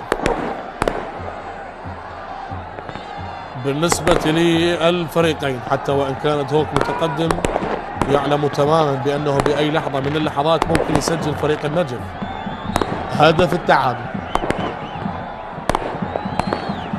شاهد الآن كرة من الطرف الأيمن، لا زالت قائمة داخل منطقة الجزاء، لكنها اعتلت وعادت مرة أخرى لفريق النجف. الكرات العالية الآن، البحث عن السرعة، عن القوة، صراع ما بين صديق جمال، ودخلنا بالدقيقة 70. أيضا 20 دقيقة يا من تتابع معنا عبر قنوات شبكة الإعلام العراقي، 20 دقيقة فقط هي المتبقية على نهاية هذا اللقاء، ولا زالت النتيجة 1-0 لمصلحة دهوك، هدف مقابل لا شيء حتى هذه اللحظة. وكرة لعبت بهذه الأثناء، ممكن هذه خطيرة للنجف، لكن الأقرب سيابند عقيد، سيابند عقيد قريب جدا باللقطة الماضية، وبذلك علي ياسين. علي ياسين توجيهات عالية الكرة وخطيرة، لكن سعد ناطق، سعد ناطق وتشتيت الخطر باللقطة الماضية لا زالت قائمة الآن. خادم رسول السنغالي يمرر، هارون، الله الله يا هارون على برودة أعصابه وعلى الرؤية اللي يتمتع بها هذا اللاعب. تمريرة لا زالت عالية الكرة من اليسار، زاكري الإيفواري تحصل على رمية تماس، رمية جانبية لمصلحة ياك زاكري أمام الشبهر علي باللقطة الماضية، وبذلك الانتظار والبحث عن إضافة الأهداف. هل نشاهد هدف؟ هل يسجل دهوك الثاني؟ هل يسجل النجف التعادل؟ هل تبقى النتيجة 1-0 حتى نهاية اللقاء؟ كل شيء وارد وكل شيء ممكن، هكذا هي كرة القدم دائما عودتنا على المفاجآت. لكن هنا بيتر غورغيس، تمريرة لصديق جمال، لا زالت الكرة للخط الدفاعي، نقلة لا زالت، تحضير موجود إلى صديق جمال، يقف على كرته، يمرر من الطرف الأيمن، عودة للخط الدفاعي، قلوب الدفاع، كرات العالية على الطرف الأيمن، لا زالت الآن تحضير لبيتر غورغيس، بيتر ينتظر هل يمرر لهارون أو لا، لا يقف على كرته، بذلك التمريرة لا زالت الآن بيتر غورغيس، عملية التحضير إلى خادم رسول، خادم رسول يحضر كرة من الطرف الأيمن إلى هارون اللي ينطلق من الجهة اليمنى، بالكعب تعود بيتر غورغيس، لا زالت قائمة الآن، الكرة اليسارية مرة أخرى أمجد رحيم يقف أمام كريم درويش، مرة أخرى أمجد رحيم يتألق ويتعملق ويتصدى ببراعة لرأسية اللبناني، وهارون تعود مرة أخرى من الجهة المقابلة، لكن تعود لفريق النجف مشروع المرتدات، الانطلاقات نحو الأمام الآن، هذه خطيرة ممكن لفريق النجف، تمريرة لا زالت تأخر فيها والاسترداد لا زال، وهذه المسافة الآن هل يصوب من هذا المكان، والتسديدة إلى خارج الملعب. تسديدة مرت إلى خارج الملعب. هي اللقطة الماضية. محاولة هنا تغيير قادم. ليو كوستا اللاعب البرازيلي. هذه هي الكرة اللي تصدى لها أمجد رحيم. كريم درويش كان قريب جدا من إضافة ثاني الأهداف في هذا اللقاء، لكن أمجد والعارضة الأفقية كذلك كان له الدور الفعال. هذه رأسية أخرى من كريم وتصدي آخر من أمجد رحيم. ليو كوستا يشارك في هذه اللحظات.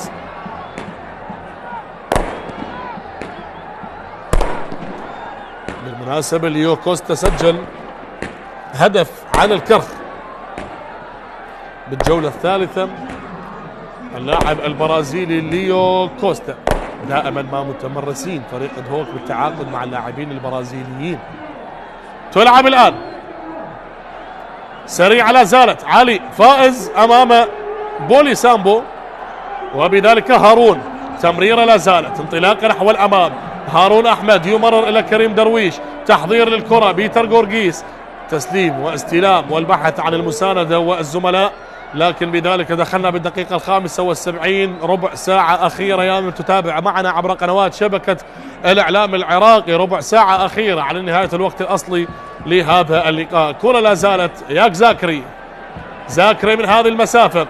خاطئة التمريرة وواضحة، ومشروع المرتدة لغزلان البادية. التمريرة وين؟ هذا ليو كوستا اللي شارك، لكن انطلاقة لا زال. صديق جمال غادر. ليو كوستا شارك، انطلاقة لجعفر يحاول، أو رضا فاضل يحاول، وبذلك الكرة مرت باللقطة الماضية.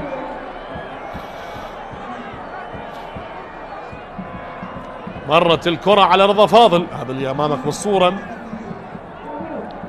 من ضمن الأهداف السبعة اللي سجلها فريق النجف. حتى اللحظة سجل من هدفي رضا فاضل. إذا التغييرات للمدرب علي عبد الجبار بإضافة البشير غرياني وكذلك اللاعب رضا محمد. هذا هو البشير غرياني.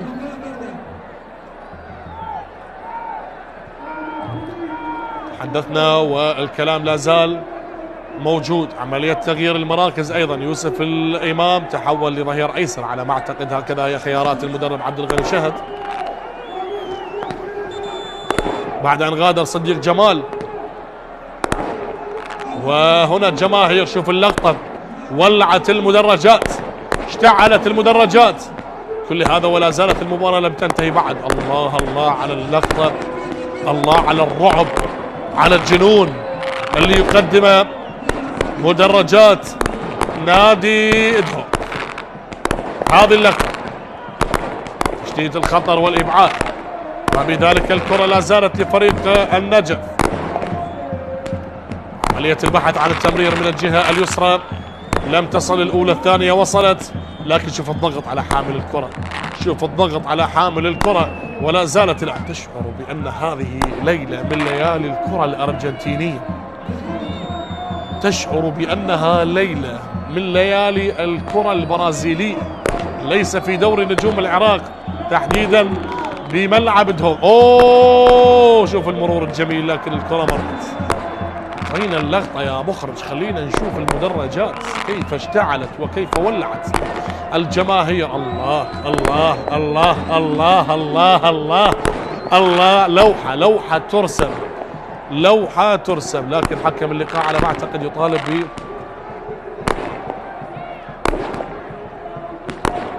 الاستئناف.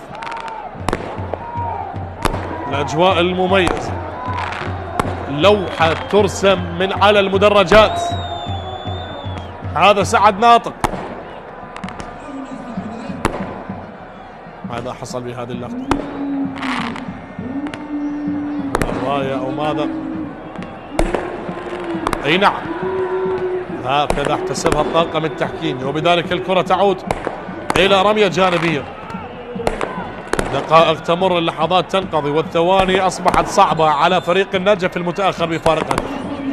شارك نسيم صيود، البشير غرياني، شارك شبر علي، محمد حسن، الأسماء التي أضافت بالنسبة لفريق النجف، لكن الكرة تعود. ياك زاكري تمريرة لا زالت، نقلة بوسط الملعب. الآن الدخان وصل إلى داخل الملعب إلى المستطيل الأخضر، والكرة لهارون ولكنها رمية تماس، طالب من خلالها هارون بالمخالفة، لكن حكم اللقاء يقول لك العب. محمد جاسم بالرقم 14، محمد جاسم تلعب الآن كرة من الجهة اليمنى، تحولت على اليسار لفريق النجف، لا زالت قائمة. دخلنا بالدقيقة 80، 10 دقائق أخيرا على نهاية الوقت الأصلي. قريب حكم اللقاء، فيها بطاقة على صفاء هادي، فيها بطاقة على صفاء هادي. قريب كان جدا حكم اللقاء الدولي محمد سلمان.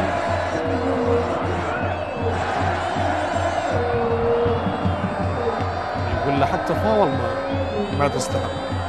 هكذا هي اللغة الشفاه اللي شاهدناها. لا يا صفاء، تدخل واضح وبطاقة صفراء مستحقة. حكم اللقاء كان قريب جدا وشاهد اللقطة بكل تفاصيلها. ايضا الكرة لمصلحة فريق دهوك. لاعبين النجف ارتكبوا 10 مخالفات، وهنا بيتر غورغيس المتخصص بالكرات العالية، لكنها مرت إلى خارج الملعب. بعيدة هذه الكرة، غير راضي البرازيلي بولي سامبو، عصبي البرازيلي.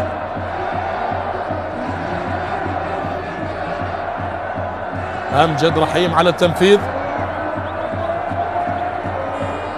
وبذلك عبد الغني شهد لا زال يقدم التوجيهات.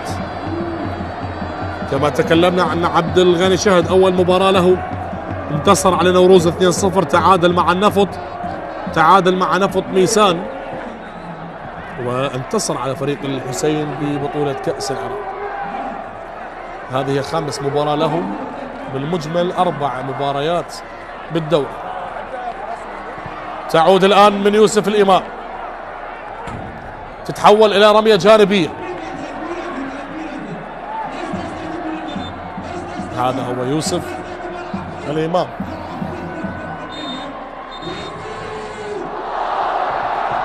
جماهير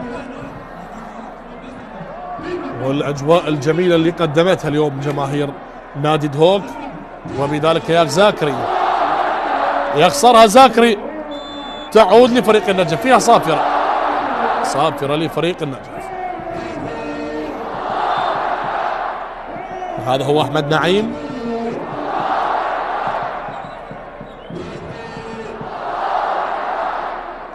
اللي اللاعب لفريق النفط. ايضا مخالفة لفريق النجف. هل ممكن نشاهد مفاجأة باللحظات الأخيرة؟ النجف والكرة العالية، لكن رأسية من بيتر غورغيز إلى رمية تماس، رمية جانبية تنفذ بهذه اللحظات. لا زالت للنجف مستمرة المحاولة داخل منطقة الجزاء، لكن هارون يتدخل والكرة لا زالت عالية. الآن البشير غرياني التونسي، والكرة والمرتدة خاطئ الكرة لا زالت قائمة بوسط الملعب. انطلاقة لكريم درويش اللي يغير اللعب على الطرف الأيمن، اللي لا زال ينتظر المحاولة، اللي لا زال ينتظر التغيير، لكن كرة تحولت في هذه اللحظات من اليمين. الأقرب علي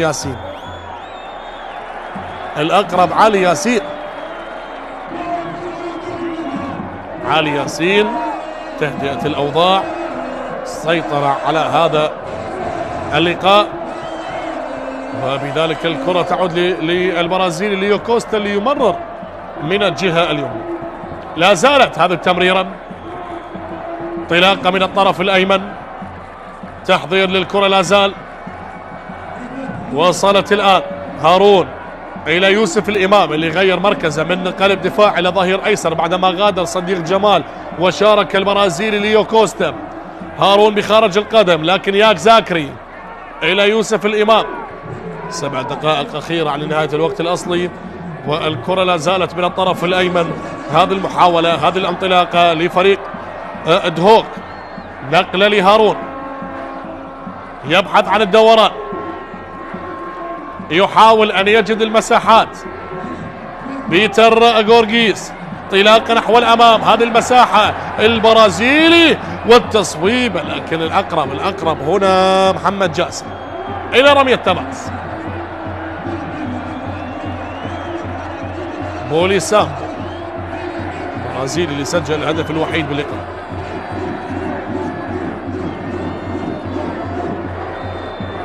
اللقطات الجميلة والابتسامة الواضحة على وجه اللاعب بولي سامبو. سيابند عقيد تلعب الكرة بهذه اللحظات داخل منطقة الجزاء الباكورد، لكن الكرة اصطدت تعود لفريق دهوك. ما يميز فريق دهوك هو عملية استرداد الكرة عندما تقطع. الله الله الله الله، لكن تأخر فيها ليو كوستا. هارون أحمد هو الرئة الثالثة لفريق دهوك، تجده موجود بكل المراكز، دفاعيا، هجوميا، بوسط الملعب، ببناء اللعب، بتحضير الكرات، كل هذا موجود عند اللاعب هارون. كرة بوسط الملعب الآن عالية من اليسار، ليو كوستا هو الأقرب، تعود لسعد ناطق اللي شتت الخطر بدورة. 5 دقائق أخيرة متبقية. ياك زاكري يخسرها زاكري، واستمرارية اللعب أو مخالفة أكدها الحكم الدولي محمد سلمان، مخالفة بهذه اللحظات، مخالفة لمصلحة فريق النجف، وبذلك الانطلاق نحو الأمام من الطرف الأيمن أو بوسط الملعب. لا زالت قائمة النجف يريد أن يفجر المفاجأة، ليس هنالك راية. البشير غرياني محاولة للنجف، محاولة لغزلان البادية، عالية الكرة خطيرة، لا زالت صفاء الآن، تحضير الآن من اليسار، عالية الكرة والرأسية طالت، لا زالت للبشير غرياني. تمريرة لا زالت يا أحمد نعيم، عالية الكرة لكنها مرت، لكنها طالت إلى خارج الملعب.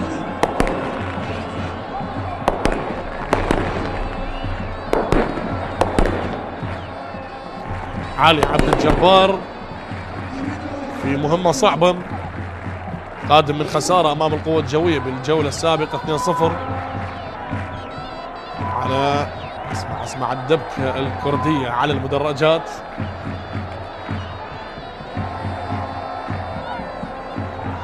يعني تجتمع الثقافة، تجتمع الموسيقى، كل هذه الأمور في عالم كرة القدم. لذلك دائما ما نقول بأن كرة القدم ليست مجرد لعبة. شوف هذا العدد الجماهيري الكبير الحاضر على المدرجات، والفعاليات اللي يقدمها فريق دهوك أو جماهير دهوك، لكن النجف ممكن يكون له رأي آخر، ممكن يأجل الاحتفال بالنسبة لجماهير دهوك. هذه الكرة لكن اصطدت، وهارون يمرر، والمرتدات الآن، خذ لك مرتدات، الوقت الذي ودخلنا به باللحظات الحساسة. الآن كريم، تأخرت يا كريم درويش، وحديث لا زال ومرور لا زال، والنجف والمفاجآت كما فعلها أمام الطلبة، هل يفعلها اليوم أمام دهوك بكرة خادعة، بكرة قاتلة، بلحظات صعبة، لكن الأقرب سعد ناطق. هذا هارون أحمد بكرة يسارية عالية تعود رأسية، وتحضير لا زالت بوسط الملعب. نقلة لهارون، يقف على كرة هارون، يمرر بهذه اللحظات. بيتر بالكعب، الله الله الله الله، عادت إلى هارون سرعة، لكن القوة الجسمانية وفيها راية.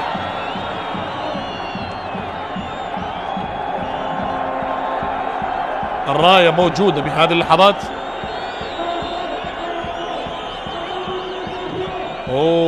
تدخل قوي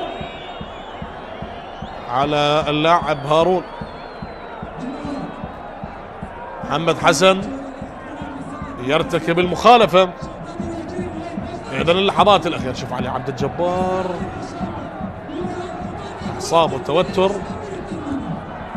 وبذلك الكرة عالية تعود إلى بولي سامبو.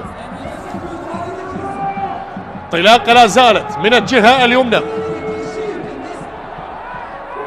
ليو كوستا تمريرة على الطرف الأيمن لا زالت حاضرة الآن من اليمين. تحضير لا زال، انطلاقا للبحث عن المساحات وعن الحلول وبذلك البحث عن النقلة، لكن ياك زاكري استلم ودار، وقف ومرر، لكن كرة خاطئة تعود على الطرف الأيمن. هذا أحمد نعيم. النجف هل يفعلها بآخر اللحظة؟ بطاقة أو لا لم يشير إلى البطاقة، فقط اكتفى بالمخالفة. وهنا علي ياسين يتدخل. كم دقيقة سيقدمها الطاقم التحكيم؟ على ما أعتقد 4 أو 5. هذا ياك زاكري قدم موسم سابق كبير ومميز مع فريق دهوك، توج من خلاله ببطولة الأندية العربية، دوري أبطال الخليج للأندية العربية، وبذلك أيضا توج بلقب كأس العراق على حساب زاخو بالمباراة النهائية بركلات الترجيح. انتهت 90 دقيقة،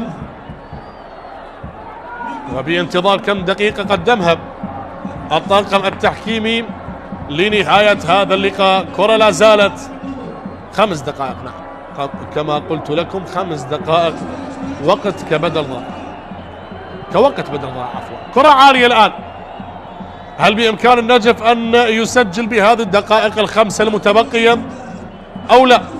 لنشاهد، لنترقب، لننتظر. تمريرة تعود الآن، تعود بهذه اللحظات من الطرف الأيمن، وبذلك المخالفة على بولي سامبو.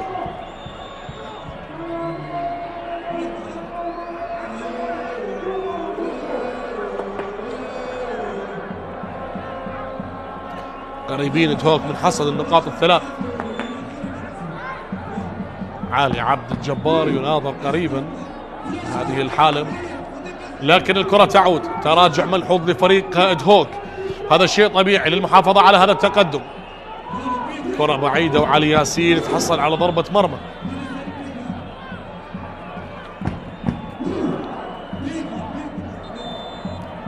علي عبد الجبار، والدقائق الأخيرة اللي لا زالت. بيار أبو بكر وكنوش، يغادر بيتر غورغيس.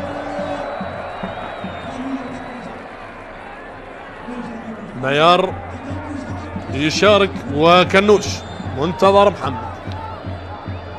تغييرات بآخر اللحظات من عبد الغني شهد من أجل راحة اللاعبين وأيضا كسب البعض من الوقت. منتظر محمد كنوش وبيار.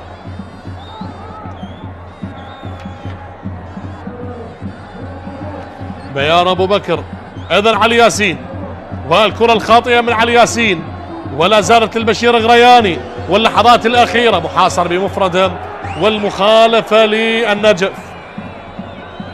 مخالفة للنجف، مخالفة لفريق النجف بهذه اللحظات.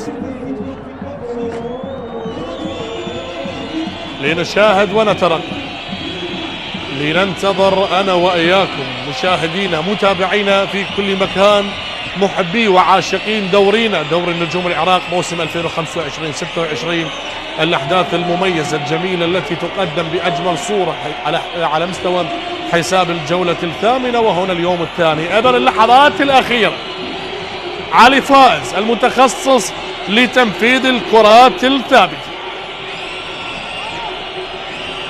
لنشاهد، اسمع الجماهير يريدون أن يؤثرون على لاعبين النجف، لكن ممكن أن نشاهد المفاجأة لغزلان البادية. هل تقدم المفاجأة يا علي فائز؟ عالية الكرة وخطيرة، لكن الرأسية لا زالت لأحمد نعيم. عالية الكرة وإلى خارج الملعب. عالية الكرة، وبدأت جماهير دهوك بالاحتفال. بدأت جماهير دهوك بالاحتفال بالنقاط الثلاث. بدأوا بالاحتفالات. هذا هو كنوش اللي شارك قبل لحظات قليلة. بيتر وكريم. كريم درويش وصل لأكثر من مرة لإضافة هدف، لكن تألق أمجد رحيم. بولي سامبو يخسر الكرة الماضية، وعلي ياسين هو الأقرب. آخر دقيقة يريد أن يكسب بعض الثواني. علي ياسين يريد أن يكسب بعض الثواني. علي ياسين أمام نسيم صيود. بالمناسبة نسيم صيود سجل على الموصل وعلى الميناء. كرة تلعب بهذه اللحظات، سريعة لا زالت. آخر دقيقة بنفس التوقيت أيضا كما ذكرنا لكم مباراة تقام على أرضية ملعب الساحر أحمد راضي ما بين النفط والقوة الجوية، انتهت بالتعادل السلبي دون أهداف 0-0. الجولة الثامنة بدايتها الليلة الماضية واليوم الأهداف قليلة جدا في كل المباريات. يوم أمس الكرخ انتصر على الغراف بهدف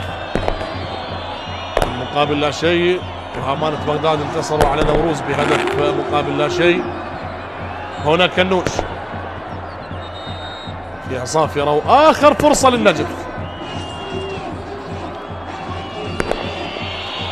آخر فرصة لفريق النجف لنشاهد هنا اللحظات. عالية الكرة وخطيرة، لكنها مرت إلى ضرب ركني. ضربة ركنية الآن. آخر فرصة باللقاء على أعصاب عبد الغني شهد. هل يفعلها الغزلان بآخر دقيقة، بآخر هجمة، بآخر لحظة؟ النجف واللحظات الأخيرة، النجف والثواني الأخيرة. غزلان البادية بكرة أخيرة ستنفذ على الأعصاب، الكل على الأعصاب. جنون كرة القدم، جنون كرة القدم، لكنها اعتلت وخلاص خلاص خلاص خلاص خلاص. صافرة النهاية ومبارك النقاط الثلاث لصقور الجبال. هوك تنتصر أو ينتصر على النجف بهدف نظيف سجل البرازيلي بولي سامبو في الدقيقة 11 من شوط اللقاء الأول. وهنا اللقاء الجميل ما بين عبد الغني شهد وعلي عبد الجبار. إذا مبارك لدهوك وهذه الجماهير الكبيرة والعظيمة والعظمة لله سبحانه وتعالى. هارد لك لغزلان البادية فريق النجف هذا اللقاء. إذا أرجو أن أكون وفقت بالتعليق على هذا اللقاء، على أمل أن نلتقيكم بالمباريات القادمة. تقبلوا تحياتي، كان معكم المعلق حسين سمير، وإلى اللقاء.